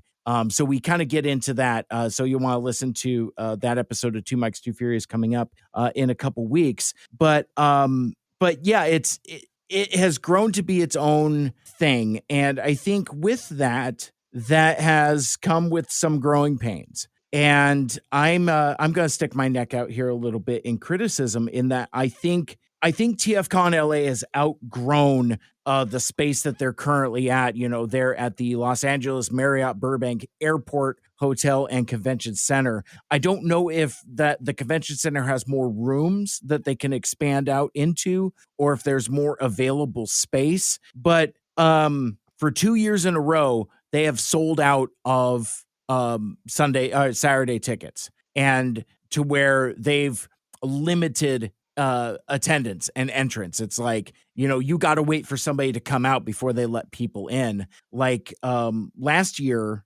2 years ago now, it's 2025. In 2023, I got tickets early, but my uncle and his brother came down with no tickets in hand. And I was like, yeah, don't worry about it. We'll just get them. No, it's sold out. And that tells me to where now, and same thing happened in 2025, where tickets sold out. And it's like, no, maybe this was 2024 now that I say that out loud. I don't remember. What is time?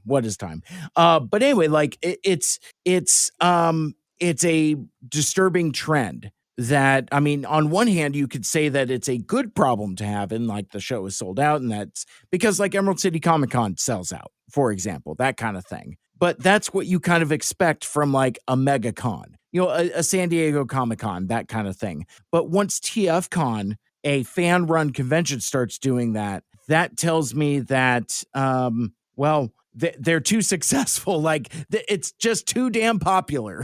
That kind of thing. But I think there are some growing pains problems with their current location. Yeah, no, I'd agree. I don't necessarily think it's a criticism to say that. I think it's just kind of a fact. And in fact, I'd say it leans more towards praise. I think it's a good thing that that's happening. Like, congrats. Yeah. I remember it was a startling discovery last year when we were like, oh my gosh, like we might have a capacity problem at CybFest. That's never been a thing we've had to worry about. Right. So I think that's an exciting problem to have. It does it can hurt the experience a little bit. If I can segue into Artist Alley talk a little bit, there's the way it's laid out is there's kind of this ballroom that is the dealer room, right? And the hallway outside this ballroom is Artist Alley. And it's laid out in such a way, and I this is going to be really hard to convey over audio, but there's one hallway, and half of it is the line to go and get your tickets and pick those up. Perfect. And then you get your tickets, and then you kind of loop back through Artist Alley to get into the dealer hall. So in practice, this means there is a wave of people, like a constant line, basically getting tickets and going through the Artist Alley into the dealer hall. What this does to the Artist Alley experience, I think it hurts it overall. I think the idea here was well intentioned, and that it was everybody will see the artist as they go to dealer hall. You can't skip the artist. You can't say, I don't want to go see Artist Alley. It's you will get to see the artist and you will look at the art and you will go, oh, cool art. I should buy some of that. Which I think that's an awesome idea. But in practice, I don't think it worked super well. I think it made everyone feel hurried and kind of pushed along with this tidal wave of people. And it was anytime you stopped to buy something, you were in the way. So it was a struggle that was exacerbated a little bit by a table at the end of Artist Alley that had a significant line the whole time I was there. I saw, and that line I don't think moved very much at all in the few hours that I was there. I don't know what that table was selling. I did not have the time to wait in that line to find out. I'm sure it was really cool. It was not because at first I thought, oh, like this must be like an IDW artist or something similar. But it was a fan artist table, and it looked like they were selling maybe like stickers and keychains. But again, I couldn't tell. But that only served to kind of exasperate the problem.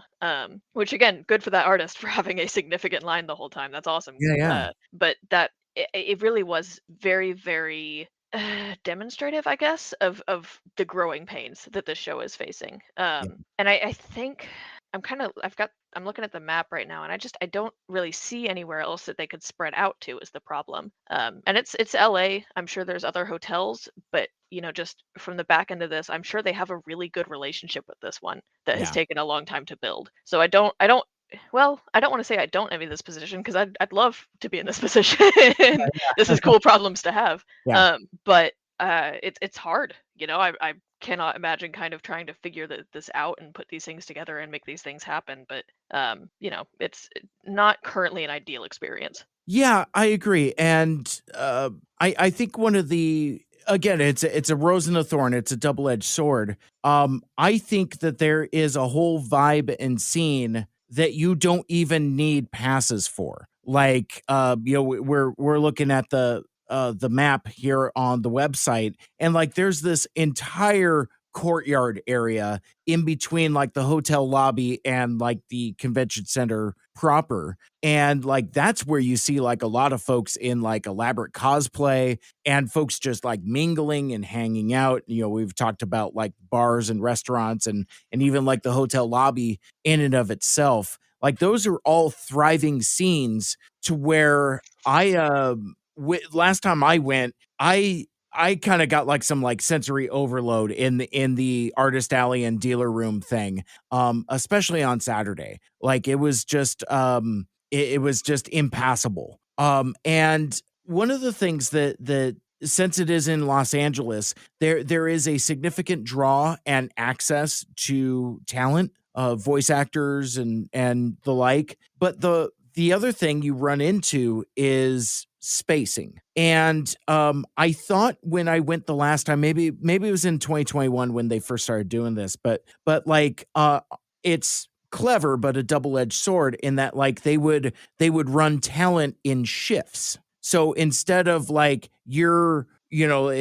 so Stan Bush would be at a booth from like 9 to noon, and then Jim Sorensen would be at that same booth from like noon to 3 or something like that. So like I've told folks that, like, if there are specific talent you want to see, unlike other conventions, you got to be really aware of the scheduling, because you might not be able to just like roll up to any talent at any given time because of scheduling constraints, things like that. So I think it's a clever way to maximize the amount of names that you can put on your website and announce. But for the attendee, that could be a bit of a challenge, in that, like, if it's already a problem to get through the artist alley bottleneck and even get into the dealer room, which is aggressively packed, to make it all the way to the back wall. And I know sometimes when you have like talent that are bigger draws than others, it kind of gets the line confused. It's like, am I in the David K line or am I in the Victor Caroli line? Because they're sitting right next to each other. That kind of thing. And I think the convention has done pretty well about trying to optimize the lines for top tier talent. Like, I'm thinking of David K in particular, because he always has an impressive line. So I think they've figured out how to put him in a spot where like the line can just run. But if you're just like trying to do the dealer room, that's hard, because you would have to cut through like the David K line to be able to check out all the dealers. It's an awful lot of people, and not to put a cloud on anything, but like I had thought in the immediate years post COVID that we had basically in between like masks and emphasis on hand sanitizer and hand washing and just being clean folks, I thought we had eradicated con crud. But in the few years since, apparently that is a scourge that has come back to the community, and I saw all kinds of folks posting about how sick they got with con crud. And when you've got this many people in that tight a space,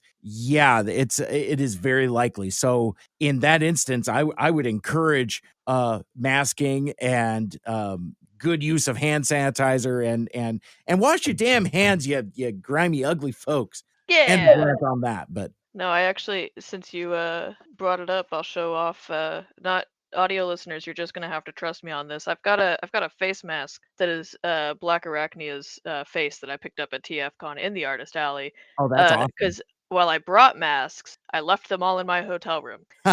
So I got into Artist Alley and I got in this tidal wave of people and I got a little bit antsy. And Mhm. so I did that kind of like 360 sweep and I saw a booth and I said they have masks, and so I went and I got it. Nice. But it is a Black Arachnia smirk, and I wore that on my face for most of TFCon. So it's I love Transformers. Yeah, exactly. It's brand adjacent.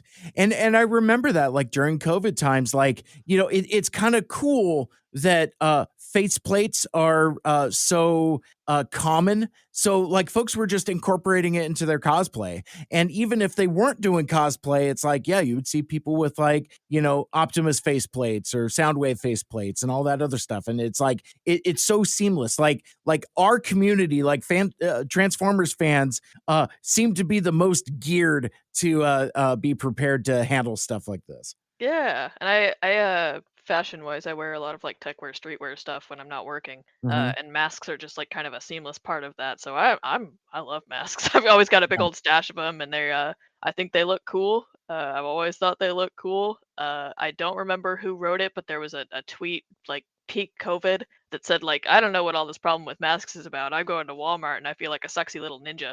And I'm like, yeah. Yeah. Well, and not to go on like a whole goddamn rant, but like, yeah, it's kind of funny. It's like, wait a sec, you had the opportunity to dress up like a Mortal Kombat ninja, and you got problems with this. What is the problem here? It's like, yeah, just running around in ninja masks. It's like easy. Yeah. But yeah, I would encourage that for like big shows, like at the very least wash your hands, definitely keep hand sanitizer on you, and yeah, I would encourage masking for big shows. But yeah, so like it's I appreciate that you've called me off the ledge, in that I think where it does kind of go into criticism is that I don't know if the convention organizers are as aware of the problem as maybe the fans are, maybe like slow to react. Because this trajectory of growth with TFCon LA has been incremental. So it's I don't know if they're looking at other locations or what you could even do with the existing footprint. Maybe it's time to recontextualize like the panel room and incorporate some of Artist Alley in there or something. Like in the when I went to TFCon Orlando, they had Artist Alley in a completely separate room. In TFCon Toronto, they've had Artist Alley like in an adjacent hallway, that kind of thing. Now, talking to my artist friends, those vibes and scenes are a mixed bag because once you start separating Artist Alley, then that makes it a skip point, and that's not entirely great. Like you had said, Whirl, that conceptually what they have putting artists front and center, that's we've taken that and brought that to CybFest. Like, we both you and I were kind of, excited to it's like there's something cool about just seeing like an explosion of like art, like, prints and buttons and tchotchkes and whatnot. But I think there's something, it's two problems with here in LA because one, it creates too much of a bottleneck. It's too narrow. And since it's a transition area, you don't get the opportunity to stop and browse and shop as much as you could if maybe that was somewhere else. I don't have the best solution for it off the top of my head. I just know that it was a problem last time I went, and talking to you now, you've been more recently than I have. It sounds like it's only gotten worse. Yeah, it was not ideal at all. I would love them to see. I would love to see them maybe move registration back. Because again, I don't have a way to like describe this in a way that will make sense to audio listeners. But registration is a place you have to go. You can't skip it, right? So having that kind of like, hey, you have to go to this like kind of hidden area to go pick up your badge. And then you can go do stuff. That registration area is very, very visible, and it's not really a skippable area. So they could scoot artists over and have more room there, and then have the registration tables be somewhere a little more out of the way that you do have to go. Right. But again, this is all, I'm sure these are things that they've considered and tried, and for some reason or another, it just didn't work. So I don't have all the knowledge that they do, right? So I'm just adding these as disclaimers, but I'd love to see them try some different things there. Yeah, well, and you're also limited by those are the only doors. Mm-hmm. That's the other thing, and so some of these things end up the way that they are because of the restrictions of the footprint of the building. Mm-hmm. So it's like you can't physically move a door to somewhere where it's like, yeah, it would be cool if you could just open up on this side instead of that side. It's like, yeah, but there's no door there. Right. That kind of thing. So that unfortunately creates some weird bottlenecks, some unintended consequences and unintended outcomes. So yeah, I wish I knew the solution, because keeping in mind the place still has to function as a hotel. Like non-Transformers fans, like folks that just have business in Burbank, and because of the proximity to the airport, like that still happens. So like even like I get a little itchy when even like the lobby overflows with fans, and especially during like some of the more popular panels where there's lines going out the door and all the way through.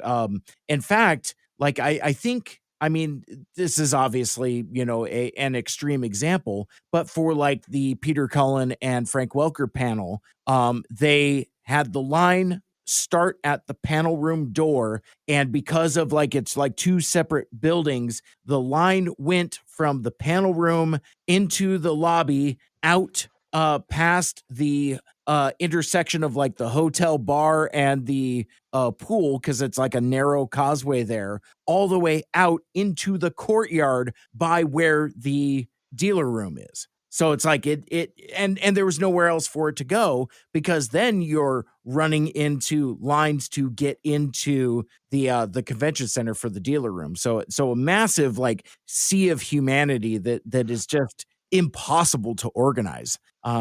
The biggest problem is that the show's just too damn popular. There's just too damn many people going to it. I think the biggest problem is that we've not yet unlocked the ability to control the weather. If we could reliably use outdoor spaces, I think everything would be a lot easier, because we're running into this problem with CybFest right now too. But if we Yeah. if we knew for certain it will not rain on this day and we will have a beautiful 70 degrees and sunny, we could do anything we want out here. Which, like, they could put that courtyard space to use, but that's not, I'm never going to be like, why don't they use that courtyard space? Because I know why they don't use that courtyard space. If they put something out in that courtyard space, suddenly there's going to be a blizzard. Like Yeah. they Yeah, can't or rely on that. But or rains or monsoons or, I'm sorry, wildfires, wildfires, yeah. that kind of thing. Yeah. So yeah, so it's, it's definitely a development opportunity for the convention, but man, it is fun as hell though. I mean, criticisms aside, TFCon is great. It's it is so much fun. Switching gears a little bit, actually, so kind of saying sort of within the same thing, we kind of skipped over in favor of criticism. We kind of skipped over some of your Artist Alley experience. Were there any particular like artists or shops or anything that you specifically wanted to shout out? Yeah, for sure. So I saw the Swerves Bar folks again. Love them. They always have such cool and fun stuff. Yeah. They got one of my knockoff Optimus bubble wands as well. Swung by your Guiding X's table, who I've already mentioned I'm incredibly impressed with. I grabbed an RC pin from them. It was super cool. Yeah. I cannot remember the vendor's name, but the same person I got that Black Arachnia mask from, they had these banners. And I will, I think I might have already mentioned it, but my office now is like mainly blacklight. Yeah, sorry, And I'm waving somebody off because like I'm like recording here, and tell them I said hi. because he's like, "Can I come in?" I'm like, "No." The light's on. Yeah, literally. I mean, it's like there's a red button and everything. There's a sign outside the door, and I'm like, "No." Yeah. Anyway, sorry. But no, so my hunting now has been looking specifically for things that are UV reactive, which Yeah. is incredibly specific. But like, if I can find art that is mostly white, then that will glow really, really cool, or like has some cool white accents and things like that. Then that's gonna look really cool in my office because it's all black lights. Mhm. And it is really hard to find blacklight design decor that is not stoner themed, and that's not Okay. what I'm going for. I'm going for Right. early aughts arcade is my office theme, right? So Sure. I've got like lava lamps. I have a big display on my wall that is arcade carpets, like different like sample squares of them that I've hung up. But I found these banners, and I'll grab them for your sake, Mike. But listeners, trust. I will Yes. describe.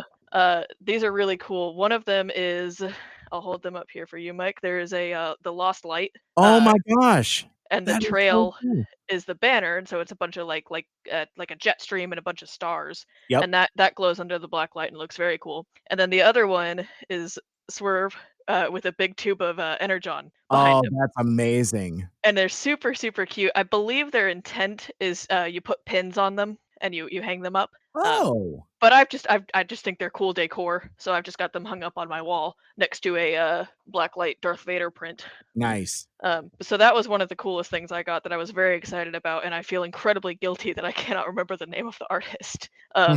So I will maybe look that up and maybe we can put it in the show notes or something. But it was shoot, what else did I put on my list here? Mike, you got your goodies. Yeah. Thank you so much. You gave me the Optimus axe, the iconic axe, and that awesome Soundwave keychain with the little cassettes rattling around inside. I love it. Yeah, but I also, let's see here. I got a billion stickers. The point of me bringing those Optimus bubble wands, number one, I just like handing stuff out at cons. Yeah. I think it adds to everyone's experience and it's a lot of fun. But also, if you give people presents, sometimes they give presents back. Oh. So I got a couple little goodies and like stickers and things like that. But I also got a temporary tattoo that says emotionally attached to robots, and it's in like a blue heart. Oh, that's nice. and I have been playing around a little. I'm one of those people that gets like a crafty hobby for about 3 months, and I'll buy a bunch of stuff to like do it, and then I'll do it for 3 months, and then I'll just put all that stuff in a box, and it will go right above my desk forever and not come back out. But in any case, the current fancy, I guess, is resin casting, and I found out Okay. that you can put temporary tattoos on silicone molds and then pour resin over them, and they'll imprint on the resin. So now Oh. I have a coaster that says emotionally attached to robots. Oh, look at that. That is very, very cool. That's a So I've been playing around with that a little bit. And then the other thing I got is not Transformers related at all, but it was something the artist had and fit my office perfectly. It is a mouse pad that is a purple GameCube and a GameCube controller, Oh, and that's it is so cute. And because I am in my late 20s, the GameCube was the first console I had that was mine. And sure. I had one of those purple boxes, and that purple box is very important to me, and I was very excited to see that. So that was probably my favorite pickup, and it's not at all Transformers related. Well, I love the representation because it's almost kind of like in a chibi style. You know, it's all Yeah, no, like it's super cute. rounded corners and stuff. Very, very, very cute. I like it, yeah. But Yeah. I love artist alleys. That is why the artist alley in CybFest has been as developed as it is. Yeah. My deep dark secret is that the only reason I'm on the CybFest organization team is so that I get early access to buy art. So, but Yeah. that's my favorite part of any con is the artist alley. I totally agree. I mean, and I've got myself in trouble. Like I've annihilated my budget, like just going through Artist Alley, and it's not big stuff. It's just like, oh, so now I have a fistful of stickers and buttons and prints. My thing is like I go overboard on prints, and then I don't realize I don't have like room for them or space. So I have like a you know, like when you roll up to like a comic book artist and they have like that folder where they're selling like original pages, Yeah. that kind of thing. I have one of those, and that's what I've put like all of my literally one of those. Yeah. Yeah. So Listeners, I am holding up 2 of those artist portfolios full of prints to Mike. portfolio. That was the word I was looking for. Yeah, no, Yeah, I got one for little ones and one for big ones. And nice. they're good for coffee tables, I think. Yeah. Yeah, that's probably how I should display that because like I've got like eclectic stuff. And I was just going through that the other day because I was looking for something specific. Oh, I was looking for the trans rights frog sticker that Ashley Artley had, and I thought it was with my prints. No, it was in my drawer with all my stickers. So I posted that for Visibility Day, and like I said, I had misplaced it. But as I was going through, I'm like, I've got some cool ass stuff in here. Holy smokes! Like I could probably stand to go through that more often. I'll tell you what, I found my ideal solution, and I'll share real quick. So those artist oh my gosh, my mouth just broke. The artist portfolios. They are fantastic storage for the many prints that I buy. But the other thing I did was I bought 10 11 by 17 frames off of Amazon, and I Mhm. hung them in a big rectangle on my wall. And I can very easily just take those down and switch out prints as needed.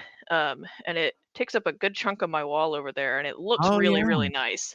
And you can see some of the well, Mike, you can see some of the lights I and could lava see lamps all and of it. things I I've got see all going the over lighting there. effect and all that stuff. That is Yeah, you can very see cool. the icy banner that my manager stole from me from the arcade I used to work at. So. But that's a really cool solution. Like I put my frames up with command strips thinking that would make them more interchangeable, but now they've been up there for so long I'm afraid to move them, and like I might just like tear the drywall off. Yeah.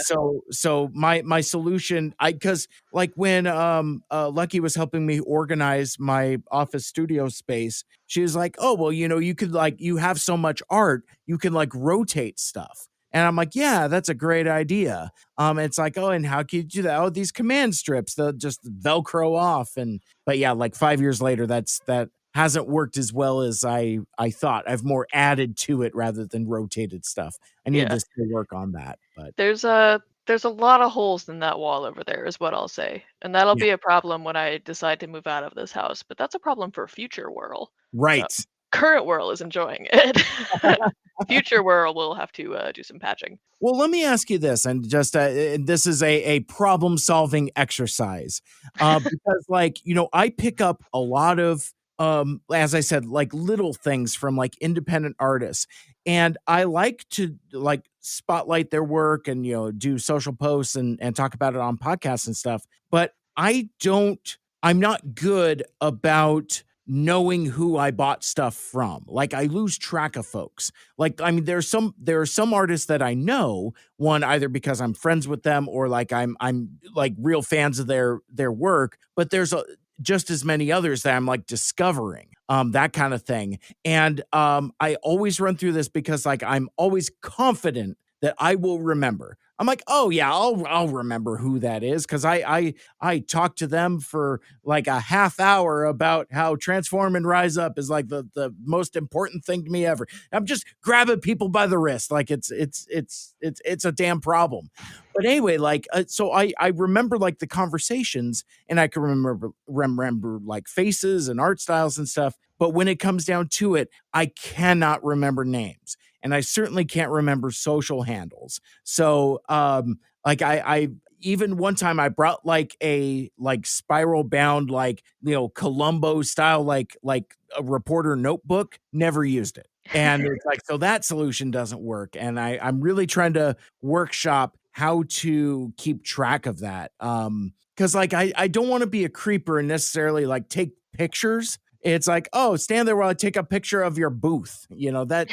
That's not entirely kosher. Like, pro tip: if you're going to conventions, always ask for permission before taking any pictures of anything at any time. Cosplay is not consent, but that's but and being a dealer isn't specifically consent either. You could make an argument that perhaps it's implied consent, but like I remember like there was a problem with that last year where like people were like doing videos where they were like making fun of ship art and stuff like that, and it was really ugly, and it got really ugly on Twitter for a while. But like so that kind of came up in the discourse. Because it's like, well, I didn't give permission for you to film my booth, and it probably would have been fine if it was a flattering video, but instead it was like, her, look at this, they're smooching, her, just real ugly, nasty stuff like that. But my point being is like, even if it's like people selling toys or selling art or whatever, always ask for permission to snap photos. That's just a nice, polite way to, and just be nice. Just be nice. Don't be a dick. It sounds so easy. I don't know why people don't do it more. Just Yeah. be nice. Try to like make the world a better place. like just try not to drain energy from the people around you. I don't know. Exactly. When it comes to remembering artists like names and handles and things like that, I have two answers. Number one is I don't. I'm very, very bad at it. Same way, like I can't remember faces or names. I can barely remember art styles. Mhm. But my cop out answer is that pretty much everyone has business cards if they have a booth. So I do always have a large collection of business cards. Now, the problem that comes with that is matching the business card to the art. Beat me to it. A lot of the times the business cards will have art samples in some way, shape, or form on there, or it will have a signature that matches a signature somewhere on the art. But the other thing that I don't know if guilty of is the right thing to say here, but like I'll post in Facebook groups, like I'll post a picture of the art and I'll be like, hey, does anybody recognize this artist? And then if it's a print, Google Lens will sometimes be able to find it as well. Yeah, I love it. Great solutions there. As we get closer to closing out this casual chat, as we are chatting with Whirl from the CybFest Northwest organization team, you had mentioned that the majority of your time at TFCon is like hanging out with friends and doing stuff. Not really as much on the toy collecting side. So I would imagine it's fair to say no room parties, no parts parties, no any that like late night scene. Do you and your group do any of that? Any of those activities? We have our own late night parties, and by late night I mean about 8 o'clock. But no, we kind of stuck to ourselves and our own kind of individual friends. Not the last time we did TFCon, there was so much more drinking than there was this time. I don't actually know. We did a little drinking. We didn't do a lot of drinking, but we did our drinking at Scum and Villainy. Right. So that was, I think, the closest thing we got to an after party, and it was like 4 p.m. Amazing. I'm not. I don't know. I don't party a whole lot. I'm very much a stereotypical nerd when it comes to parties. I'd much rather go to a nerd themed bar at 4 p.m. and watch them do Mario trivia for a little while. Yeah. Gotcha. You're getting old, my friend. I'm afraid so. My knees hurt. My back hurts. I can tell it's gonna rain tomorrow because of the way that my shin is feeling. You know how it Right. Storm's coming in. is. Oh my gosh. So I guess oh, what else was I gonna ask? Oh, so one of the things with TFCon, and we've talked about this in a number of different contexts as we're just hanging out, but like the advice that I would give to folks that are listening is that go in with the understanding that you can't do everything. Like you have to take any convention, whether it's Emerald City or San Diego Comic-Con or whatever, there's overlapping stuff, and you have to treat it like Disneyland. Like, you can't do everything at Disneyland. You don't have unlimited time, and there's stuff that overlaps, so you got to prioritize. And as we've been discussing throughout, everybody's got different priorities. Sometimes just hanging out with friends, hanging out in the bar, hanging out in the pool, hanging out in the courtyard, going to Universal, going to Scum and Villainy, that kind of thing. And all that stuff is just as valuable. I remember there was a time that that me and Yoshi went to a steakhouse, and I was getting itchy because I'm like, oh man, we're so far off campus. But then, like, you learn to let that stuff go. And it's just like, oh yeah, no, it's just about friendship and hanging out and just kind of being present. And you don't necessarily need to be on the campus with the robot convention. You don't necessarily need to be in the dealer room, or the panel room or whatever, that kind of thing. So I guess my question from there is, there's trade-offs, there's sacrifices. Is there anything, like, either in the schedule or anything else that you wanted to do that you didn't get to? Oh my God, yes, like all of it. Which very much I agree. I mentioned earlier, but my priority here was hanging out with friends that I had not seen in a while. And I knew ahead of time that we probably weren't going to be at TFCon, like, open to close. We were nowhere near open to close. We had a couple priority panels and we went to those. Yep. I had the schedule open and then I closed it. Hold on, I've got it open again. I know I wanted to do the tabletop role playing live play panel. I thought that would have been super cool. I saw some clips from it. It looked like it was a great time. I don't know what Transformers movie they ended up screening, but the last time I went to the screening of the '86 movie, it was so much fun. It was basically a sing along. It was awesome. I would have loved to have done that again. I don't think they're allowed to show the '86 movie anymore. But in theory. I love voice actor panels. I think they're a lot of fun. I would have loved to see those. I would have loved to have seen the animated deleted scenes panel. Yeah. What else am I looking at here? Gosh, so many of these. Mhm. I didn't get to go to the Frank Welker Q&A, which we had talked about doing, but we didn't end up staying long enough to do it. But I mean, all of it. That's the short answer. Yeah.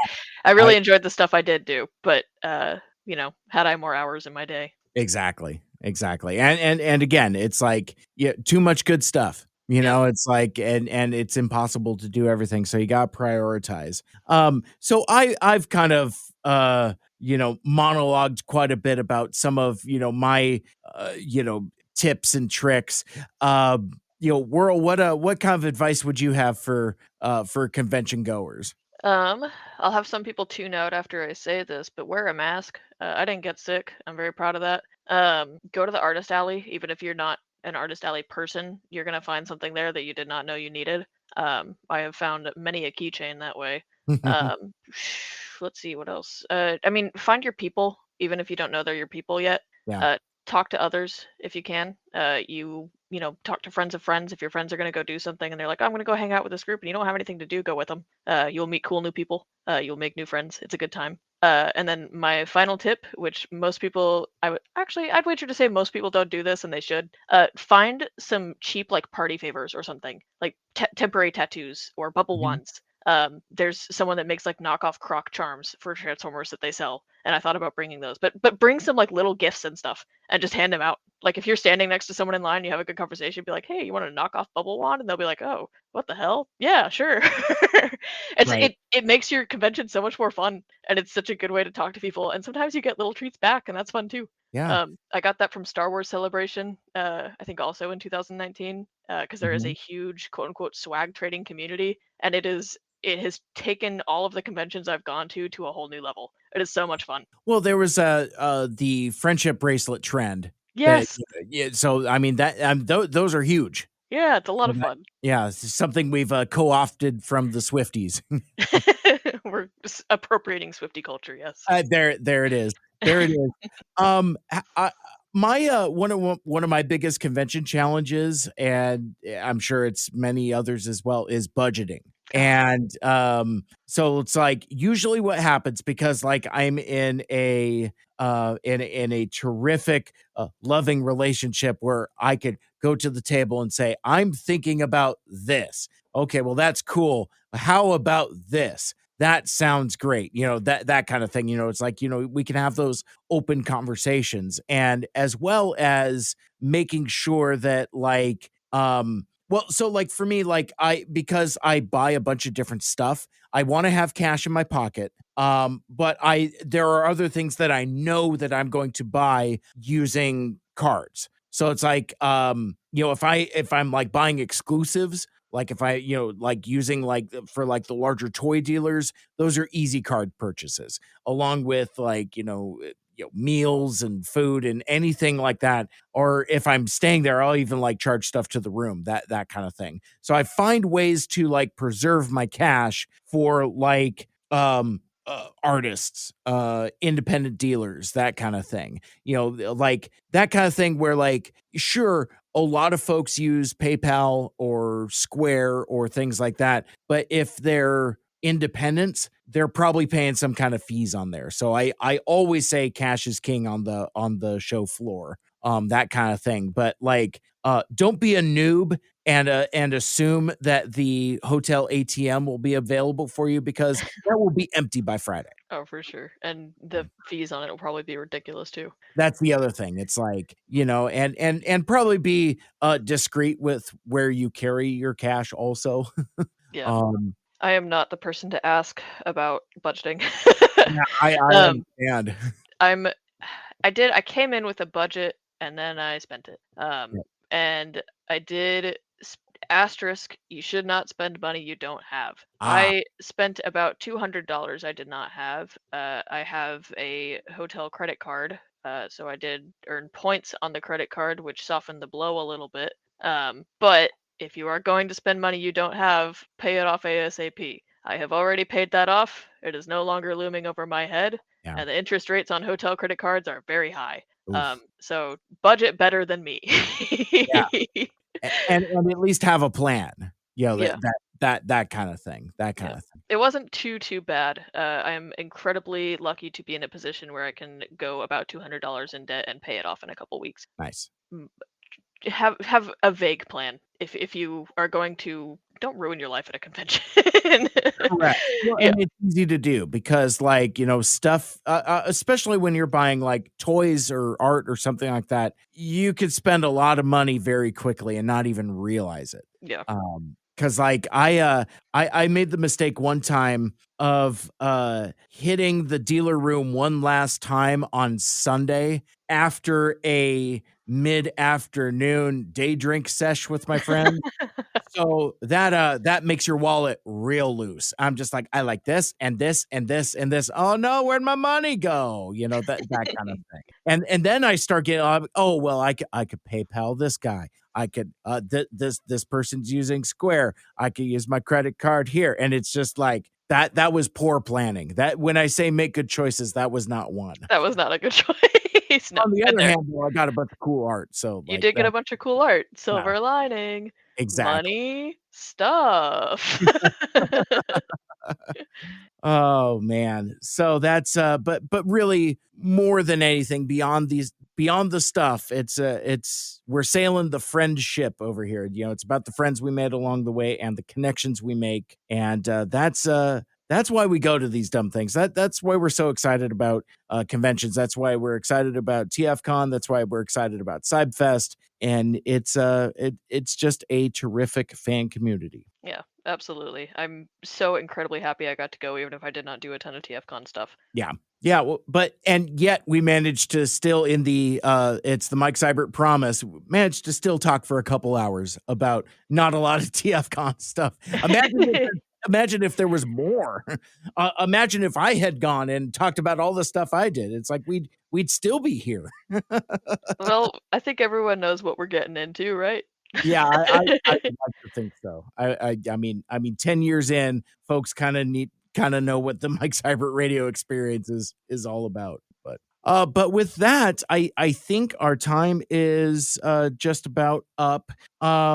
Whirl, first of all, thanks for being my friend, and thanks for taking the time to join us. But before we part ways for now, anything you want to promote, anything you want to hype, anything you want to talk about CybFest, and really anything we have not mentioned already, the floor is yours. I don't think I have anything to promote. I'll promote other people's stuff.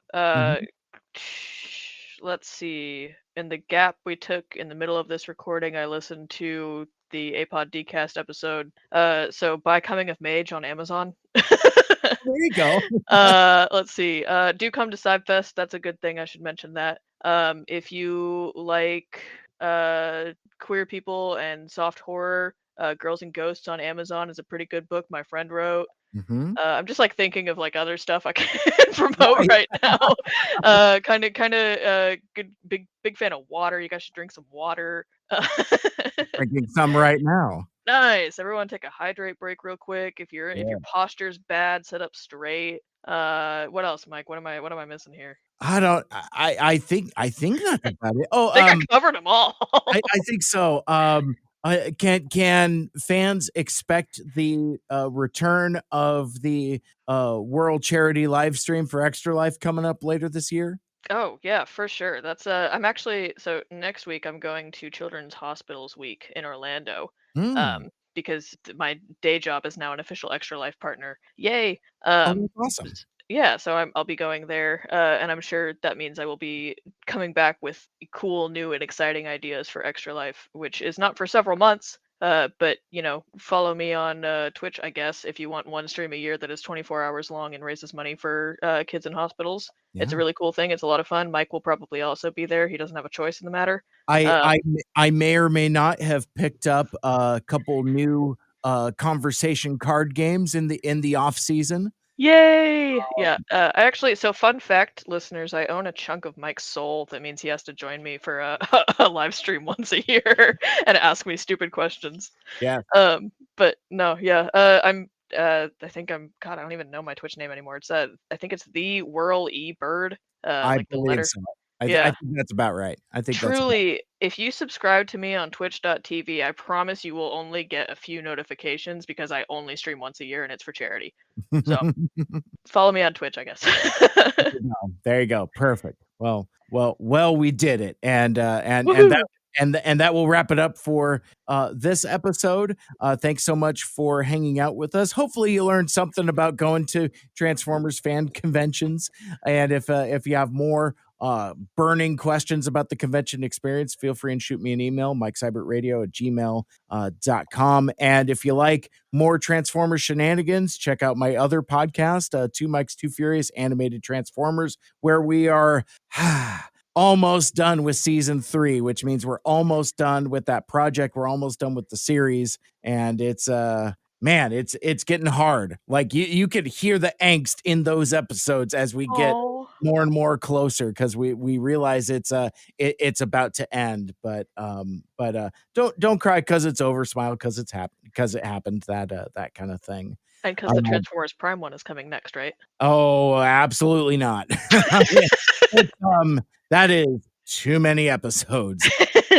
It's a lot. Those seasons are robust, and I'm like I don't know if I could commit to that. We may do some one-offs or something like that. In fact, actually, the future of the podcast is very kind of open-ended. The one thing that we have committed to is that we're not going to jump headfirst into a whole new series and just pick up where we left off at. Probably do some weird one-offs, maybe do some live streams, maybe do some interviews, that kind of thing.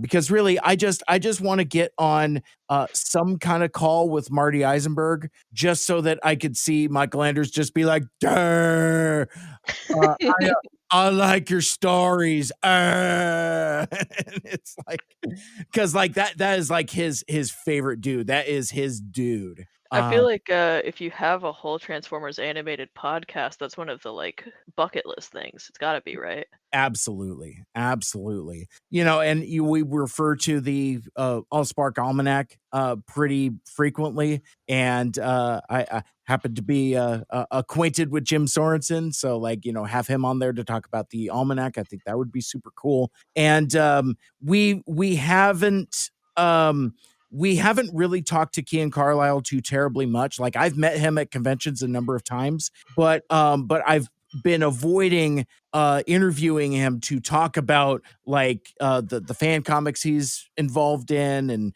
the deleted scenes and all that stuff, because it's too close to the sun for me. Like, I need to be able to be in a space to talk to that guy, having experienced all of animated in retrospect, to be able to kind of do it that way, that kind of thing. But that dude is the internet's #1 Transformers animated super fan. And I've told this story already, but I'll tell it again. But one of the delights I had when I went to TFCon LA the last time is I was helping Jim Sorensen run the charity auction for Bill Forster, and one of the auction items was a stack of scripts that had been donated by Marty Eisenberg. And of course, Kean, bids on them, wins them, pays a obscene amount of money. And granted, it's all for charity, so it's. I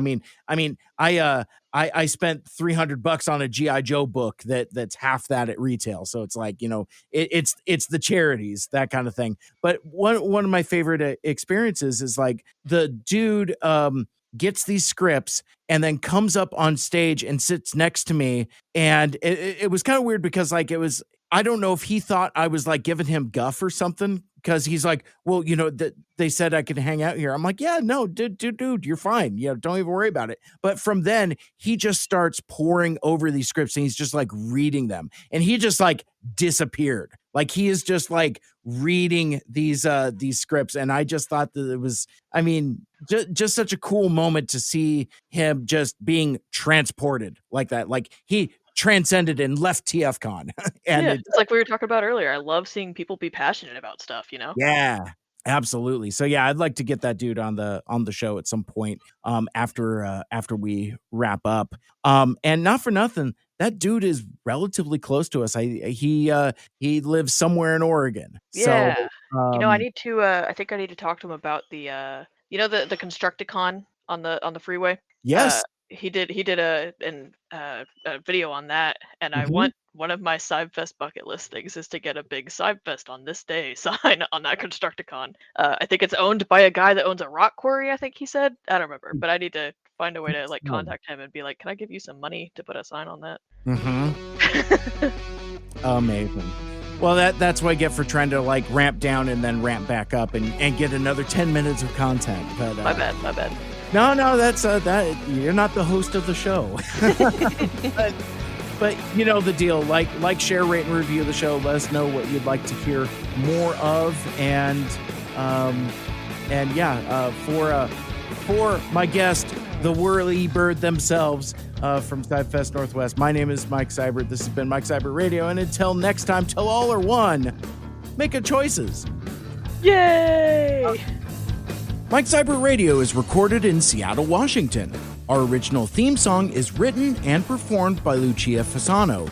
Get her music on all streaming platforms like Spotify and Apple Music, and check out her Instagram at Lucia_Fasano. Our closing theme is A Nice Place to Visit by These Young Fools, used with permission from Michael Geissler. Check out Michael's website, bytourmusic.com, for more music like it. Special thanks to Andy Lita for our logos and graphic design. He is at GoGoAndyRobo. Become a Mike Cybertronian and join the MSRP Friends and Fans Facebook group. And you can follow me on social media at Mike Seibert Radio on Twitter, Facebook, Instagram, and Blue Sky.